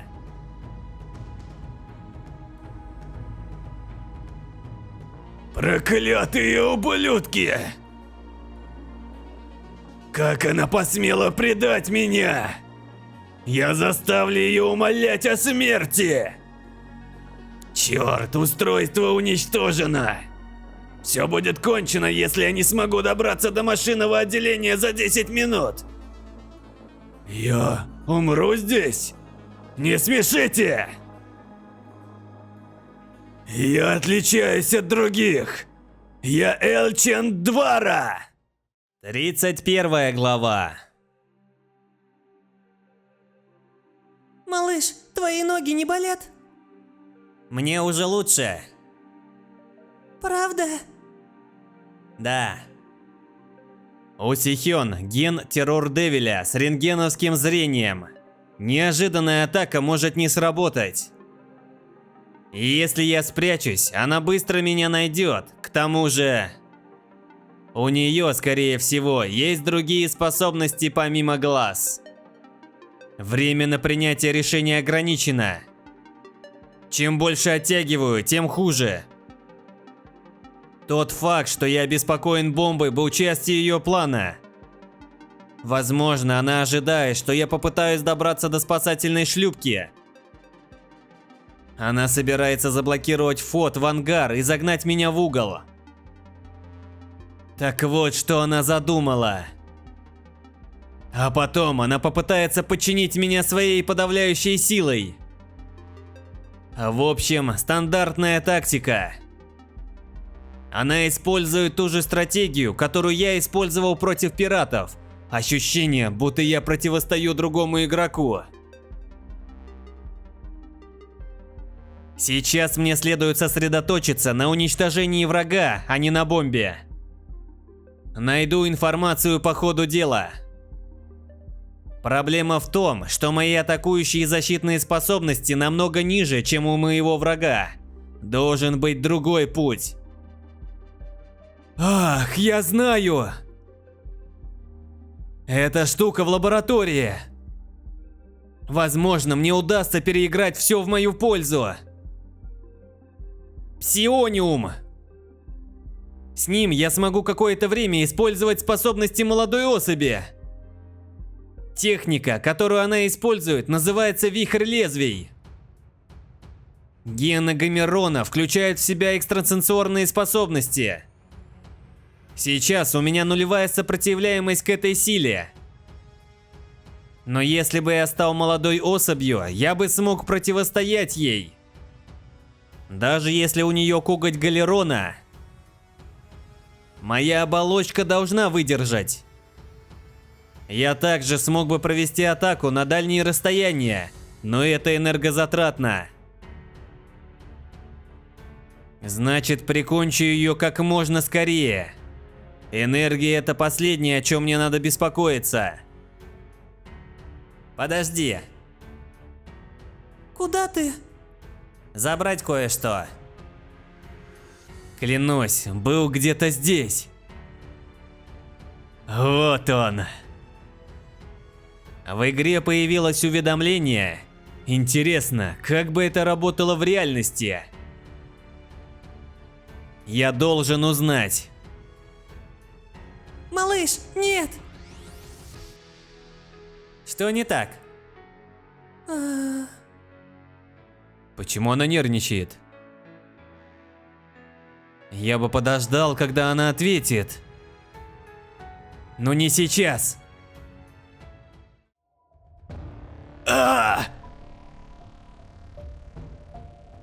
Мое тело пылает огнем!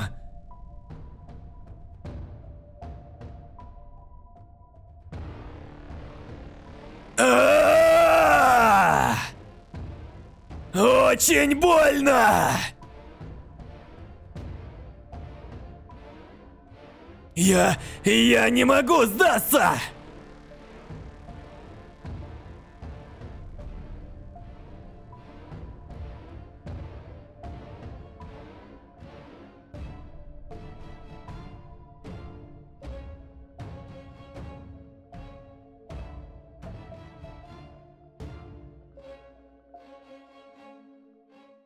Тридцать вторая глава.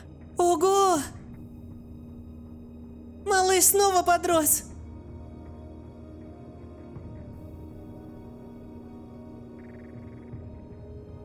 Получилось!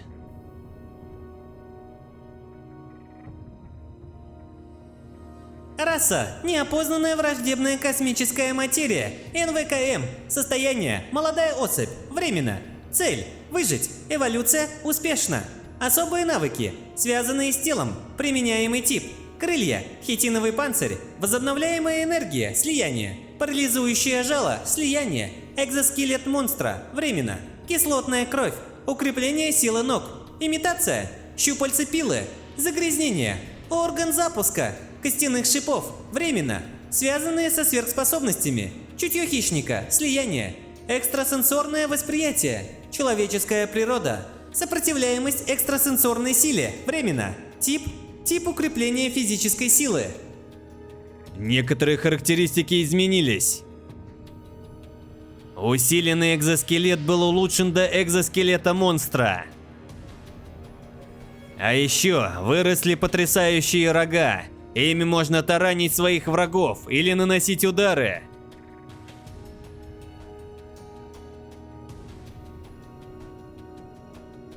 На левой руке появился орган запуска костяных шипов. Его сила соответствует силе плазменного пистолета, и я даже могу применить к нему характеристики. На моем теле был своего рода щит, защищающий от экстрасенсорной силы. С его помощью я мог блокировать когти Галерона. Надо проверить, сколько осталось времени. В игре эффект псиониума составлял 5 минут. Думаю, в реальности примерно так же. Сихён в пределах досягаемости моих чувств. Лучше поторопиться. Мне нужно ослабить ее до начала боя. Связь! 5 минут, это не так уж и много. Следует закончить все скорее.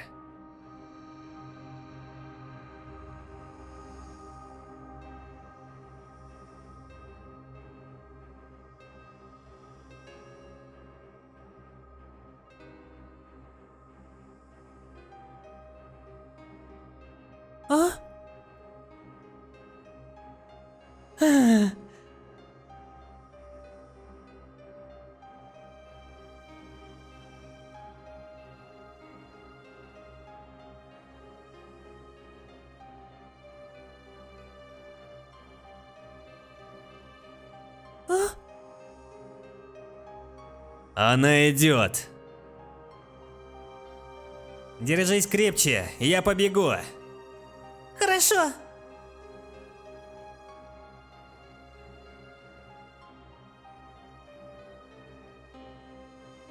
Думаю, она уничтожила слизь своим лезвием одним ударом. Я должен заманить ее к тому месту, где находится ядерный реактор. Она не сможет там сражаться в полную силу. Даже малейшее прикосновение или волна вызовут ядерный взрыв.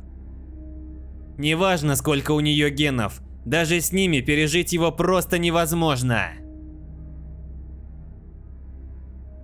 Еще один сектор и...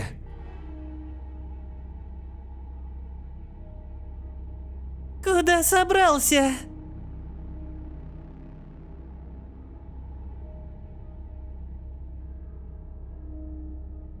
Черт побери! А?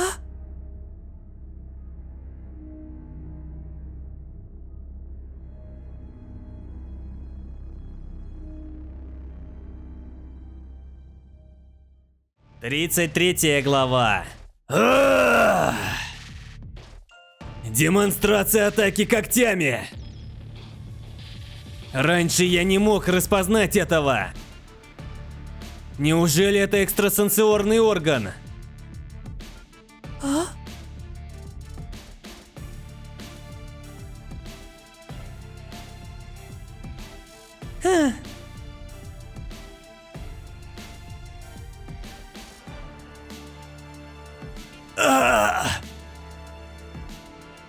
А ты быстрее, чем раньше.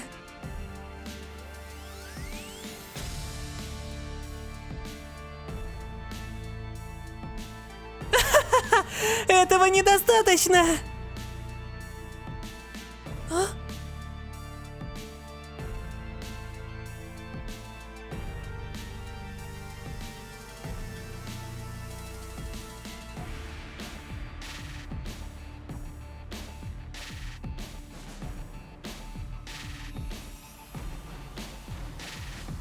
Весьма недурно. Загнал меня в угол.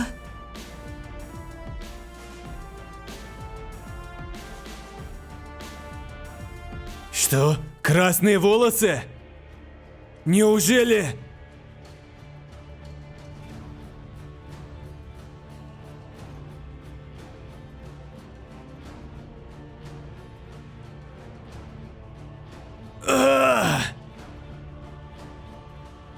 Пытаешься увеличить дистанцию, а? Вижу, ты знаком с Редмистом. Ты становишься все интереснее. Она определенно непростой противник. Ред Мист – хищник, обитающий на планете, напоминающей джунгли. Его грива испускает угрожающий феромон, вызывающий галлюцинации. Если у нее ген Ред Миста, нужно победить ее до того, как закончится эффект псиониума. Паника ничего не даст. Остается сохранять спокойствие и ждать нужного момента. Вот так-то лучше.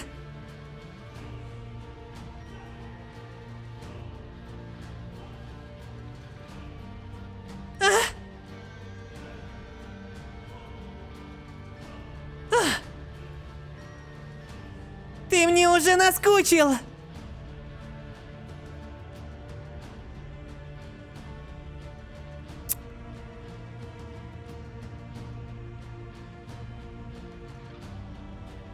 Кажется, я догадываюсь, в чем ее уязвимость. У нее есть задатки, соответствующие навыкам игроков. Но в отличие от них, у нее была существенная слабость. И это невозможность использовать две способности одновременно.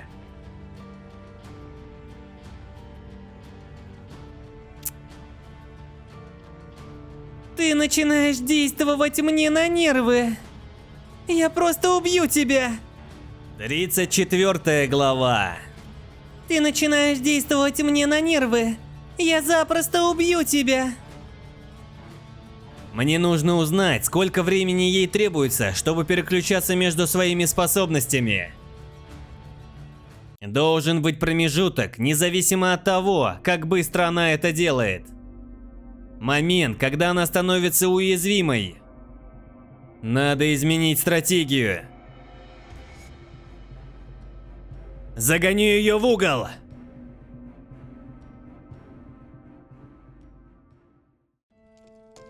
Мир, в котором она открыла глаза, был холодным и угнетающим. Некоторые разумные существа называли это место морским дном. Это был ее дом. Суровая среда с низкой температурой и высоким давлением. Однако она не думала, что все так уж плохо. Были те, кто защищал ее. Но они были слабы, и им всегда приходилось опасаться за свою жизнь. Обычно это было так. Когда она поняла, что обладает особой силой, она защищала себе подобных от хищников. Через некоторое время она стала главой стаи, но ее жизнь почти не изменилась. Делиться едой и спать вместе со своей стаей было величайшим счастьем в ее жизни. Однако, это счастье длилось недолго.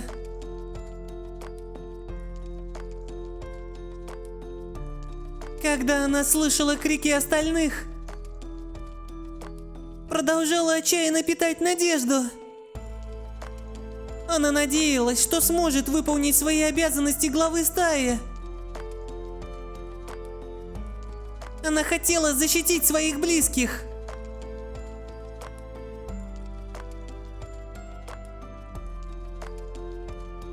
И думала, что смогла защитить всех. Но это было не так. Чудо не произошло. Но была невыносимая усталость. Спустя долгие годы глава стаи, не сумевшая выполнить свои обязанности, очнулась. Оказавшись в смердящей жидкой тюрьме.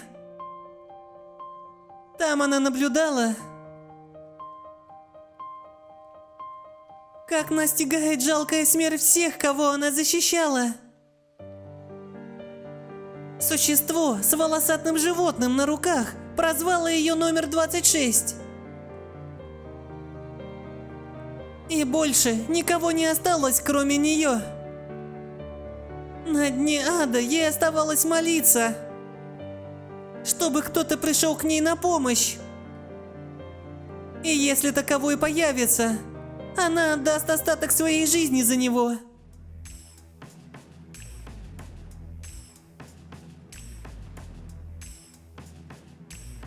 Я устала от этого.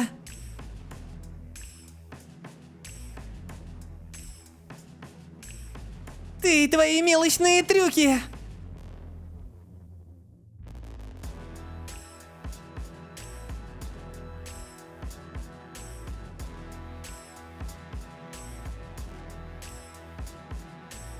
А? 35 глава.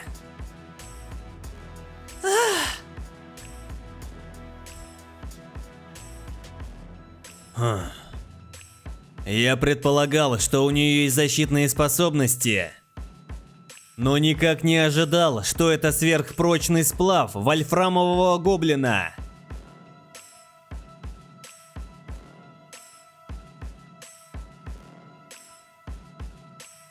Невоспитанную животинку надо проучить.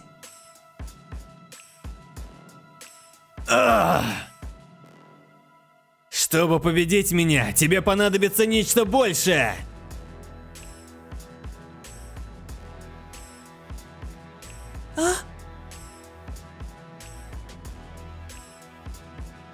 Что? Черт, она тяжелая. Сверхпрочный сплав похож на защитный костюм, но утяжеляет тело. Мне может предоставиться шанс. Ах ты, сука!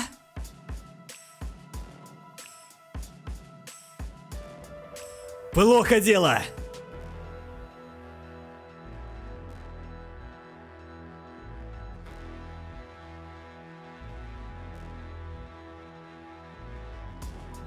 Еще немного. А вот и момент.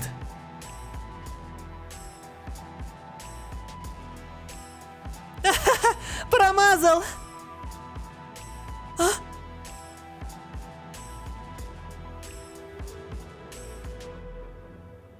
Разочарую тебя, но я попал в цель.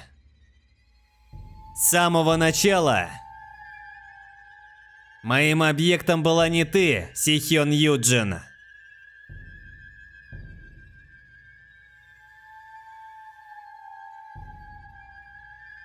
Черт!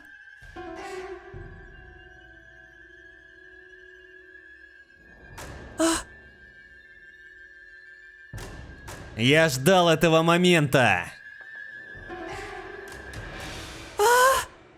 Я не умру здесь! Она заставляет себя активировать два навыка одновременно, будучи в шаге от смерти.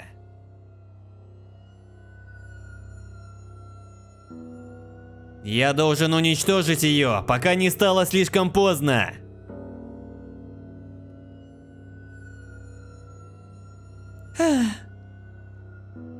Прочь от малыша!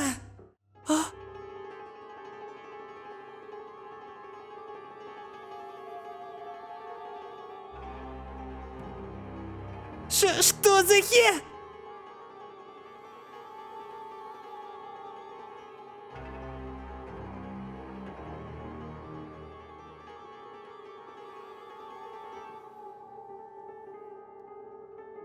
Малыш, помоги!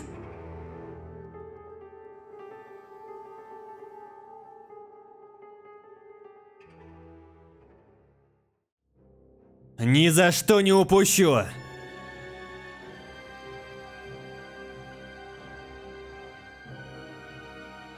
Не отпускай. Не буду.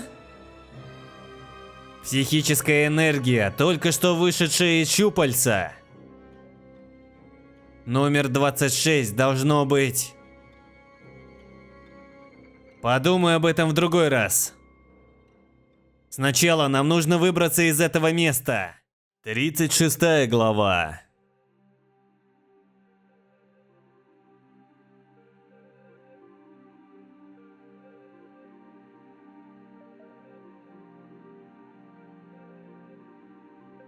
Система жизнеобеспечения не сможет вечно поддерживать стабильную атмосферу внутри корабля. Если бы здесь кто-то был, они бы устранили проблему, или вручную залатали и стабилизировали все. Но на корабле, кроме пиратов, почти никого нет. И я уверен, они не знают, что происходит, поскольку заняты тем, что прячутся от меня.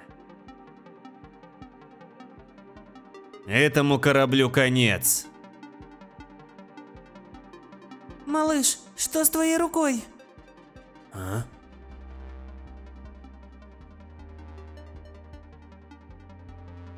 Эффект псиониума закончился и прежняя форма вернулась. К счастью, безболезненно. Я надеялся, что он продлится дольше, но все же... Я обрел нечто более важное.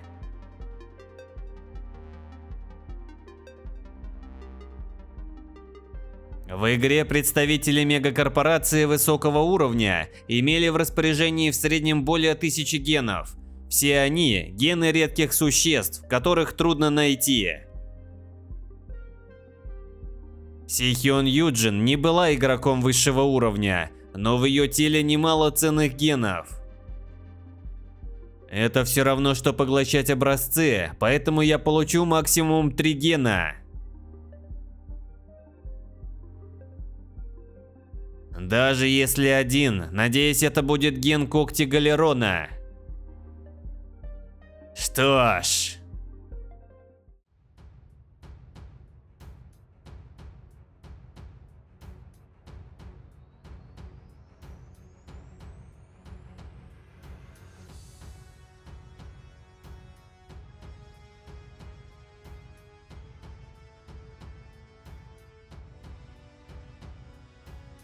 Точно! Бомба! Чутье хищника подсказывает, что осталось около 5 минут.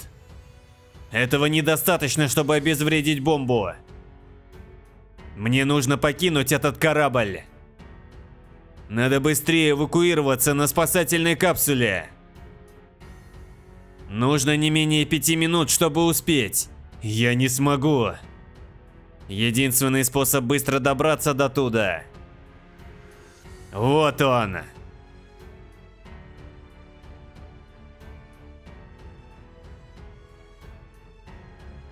Ох, искрится.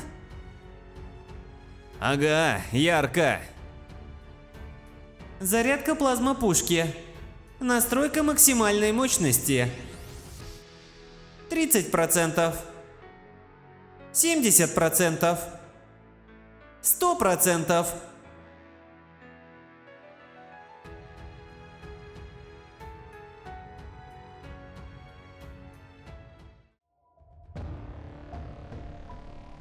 Держись крепче. Хорошо.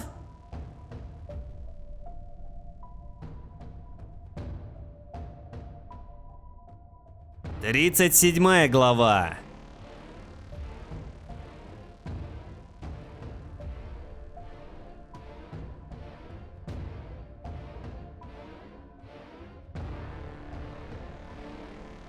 А?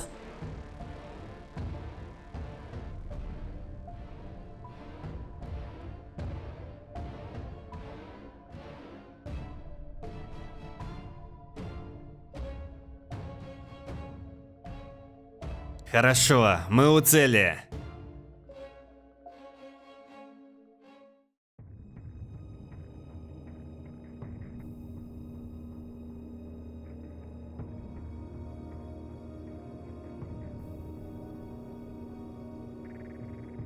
Спасибо на этом. Как здорово. А? Открытая спасательная капсула. Кто-то уже пытался сбежать на ней? Это избавляет меня от лишних забот. Схватись за что-нибудь. Хорошо. Блять, на минуту я подумал, что сдохну прям там. Черт! Мои чувства вернулись, но вот мой глаз. Когда одно из моих сердец вырвали, тело охватил хаос. Я чуть не взорвал бомбу, пока ее обезвреживал. Эти монстры, я ни за что не позволю им уйти.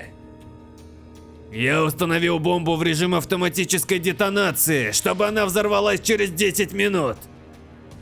К тому времени я сбегу с этого корабля, а от них лишь останется пепел. Кстати, здесь довольно тихо. Кто-то из них помер? Хм, тот, кто остался, находится под угрозой смерти. Пират? Судя по униформе, это должно быть капитан Юсон Самуэль. Его внешность сильно отличается от той, которую описывала Чесночинка. Полагаю, он скрывался, потому что не мог покинуть свой корабль, а после выполз, думая, что берег свободен. Не подходи ближе! Дернешься, пристрелю! Это плазменный пистолет! Ты собрался этим меня загасить? Им или чем-то еще? Почему угрожает и даже не снял предохранитель? Что? Предохранитель?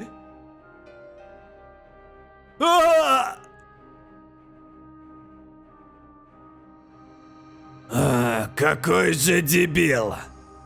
Так и напугался! Эй, капитан! У плазменного пистолета нет предохранителя! Было бы время, я бы с тебя шкуру спустил, но у меня его нет! Помилуй! Я сделаю все! Пожалуйста, не трогай меня! А в этом нет необходимости! Прощай!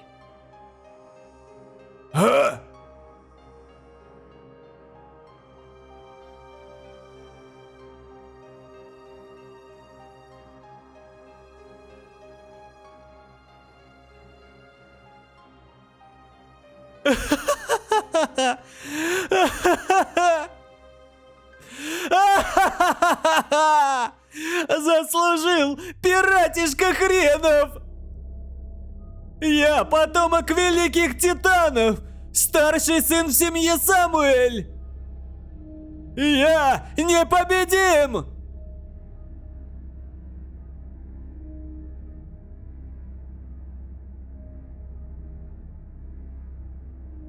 Ах, малыш. Ох, дорогая. Ты как? Будто потеряла сознание. Удар был не таким сильным, чтобы вызвать серьезные травмы. Я скоро приду в норму.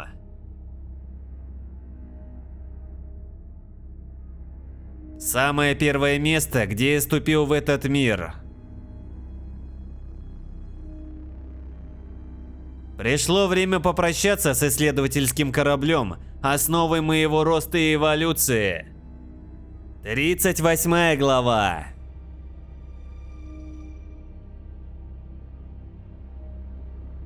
Здесь кто-то бухал? Что-то не так. Стоит посмотреть внутренние видеозаписи с этой спасательной капсулы.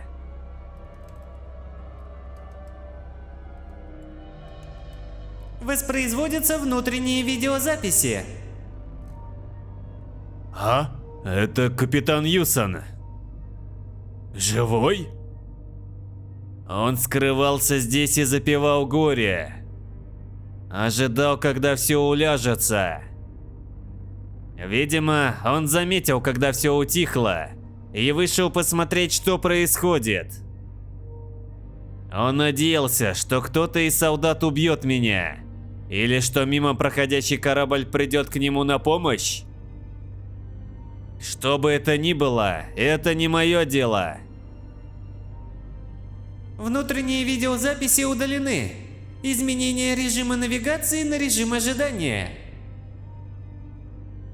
Отображение настроек назначения по умолчанию на экране.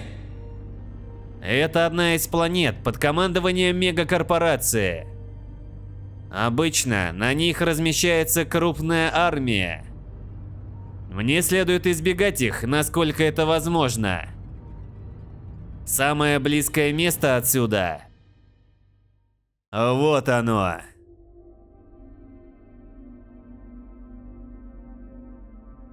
Специализированный торговый центр ТЦ. Это большая космическая колония, плавающая в космосе. Место, где игроки собираются для торговли. Я также охотился здесь на игроков с их уникальной генетической сущностью. Благодаря этому люди называли меня разными именами, начиная с трусливого ботаника Аморфа. Но что мне оставалось, если аморфы созданы, чтобы так поступать? Курс изменен. Место назначения – специализированный торговый центр ТЦ.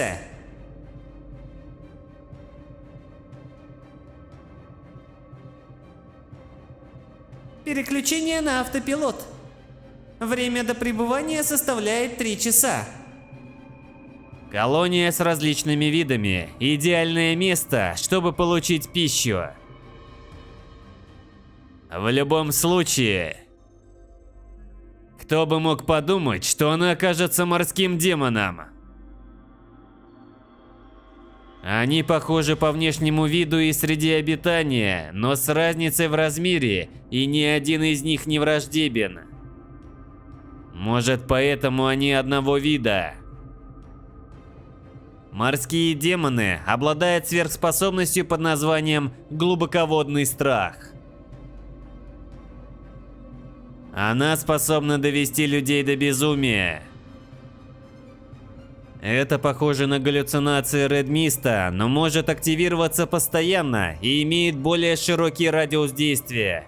Это встречается почти так же редко, как коготь Галерона. Возможно, это мой шанс. Нет. Даже если я съем номер 26, нет никакой гарантии, что сработает эффект хищника. А еще я привязался к ней. Она полезна для меня. Я делаю все возможное, чтобы помочь номеру 26, пока моя жизнь не окажется в опасности. Пока присмотрю за ней. Наконец пришло время съесть эту плоть. 39 глава.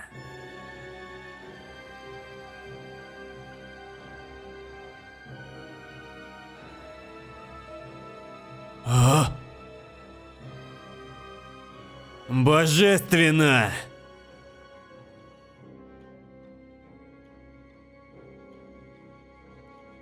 Юджин Кисараги была самым вкусным существом из всех, кого я поглотила, словно изысканное блюдо.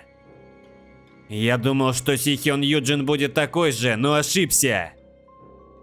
С каждым кусочком она все вкуснее. Клянусь, ничего лучше не пробовал. Здесь лишь я и номер 26, которая в отключке. Нет никого, кто мог бы прервать мою трапезу. Эффект хищника активирован. Успешное получение генетических данных. Похищение рентгеновское зрение. Среди биологических свойств Сихён Юджин. Применить рентгеновское зрение? Да, нет. Эффект хищника активирован. Успешное получение генетических данных. Похищение камуфляжная кожа. Среди биологических свойств Сихён Юджин. Применить камуфляжная кожа? Да, нет. Эффект хищника активирован. Успешное получение генетических данных. Похищение коготь галерона. Среди биологических свойств Сихён Юджин. Применить коготь галерона? Да, нет. Столичная планета Звездного Союза, Джакс-1.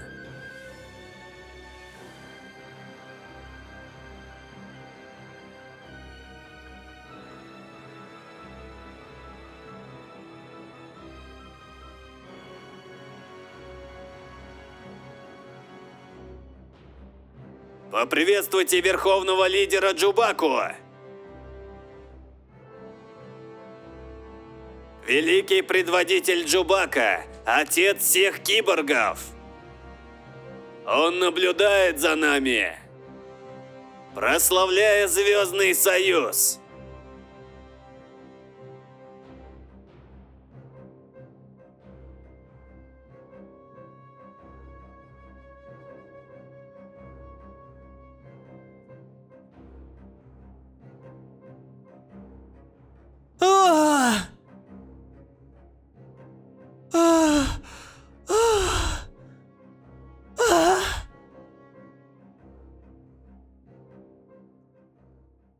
Это клонированное тело?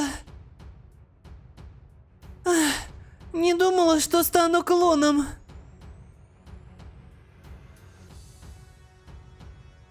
Будто себе чужая. Покажи мне генную модификацию этого клона. Предупреждение. Некоторые гены не обновлены. Добавьте генетические способности. Исчезли все приобретенные гены. Мой план провалился. Этот сукин сын. Только попадись мне, я вырву с когтями твой мозг. 40 глава. Портовый район специального торгового центра.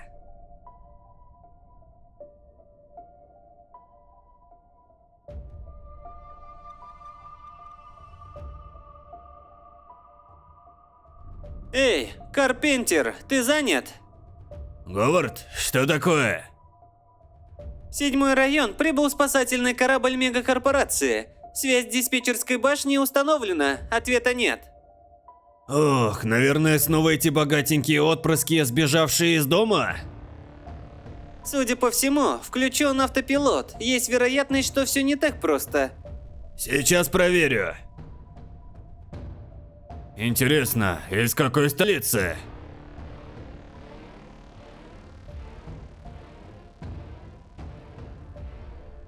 Выглядит очень дорого.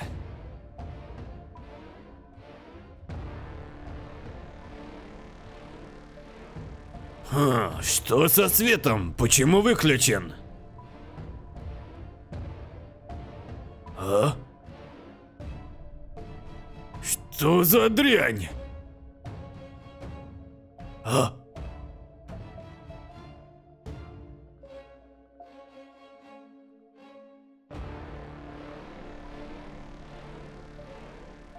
Эй, куда делся Карпентер? Карпентер? Он сказал, что сегодня рано уходит. Неужели? Он ведь говорил, что ему нужно заработать на собственный дом. А, вот он. Эй, Карпентер! А? Почему он встал, как вкопанный? Он выглядит как-то иначе и смотрит на меня. Эй, ты говорил, что сегодня работаешь допоздна. Решил просто свалить? Я занят. Начальник не против твоего ухода? Он разрешил мне. Почему он так со мной говорит? Да забей. Может, он профукал свой капитал или еще чего? Ну а если вы хотите увидеть продолжение прямо сейчас, то оно уже доступно на Бусти. Так что если хотите посмотреть, то ссылка в комментариях. Переходите и подписывайтесь. Если что, эта часть также выйдет и в Ютубе, но позже. И подписывайтесь на Телеграм, чтобы меня не потерять. Мой Ютуб могут забанить в любой момент.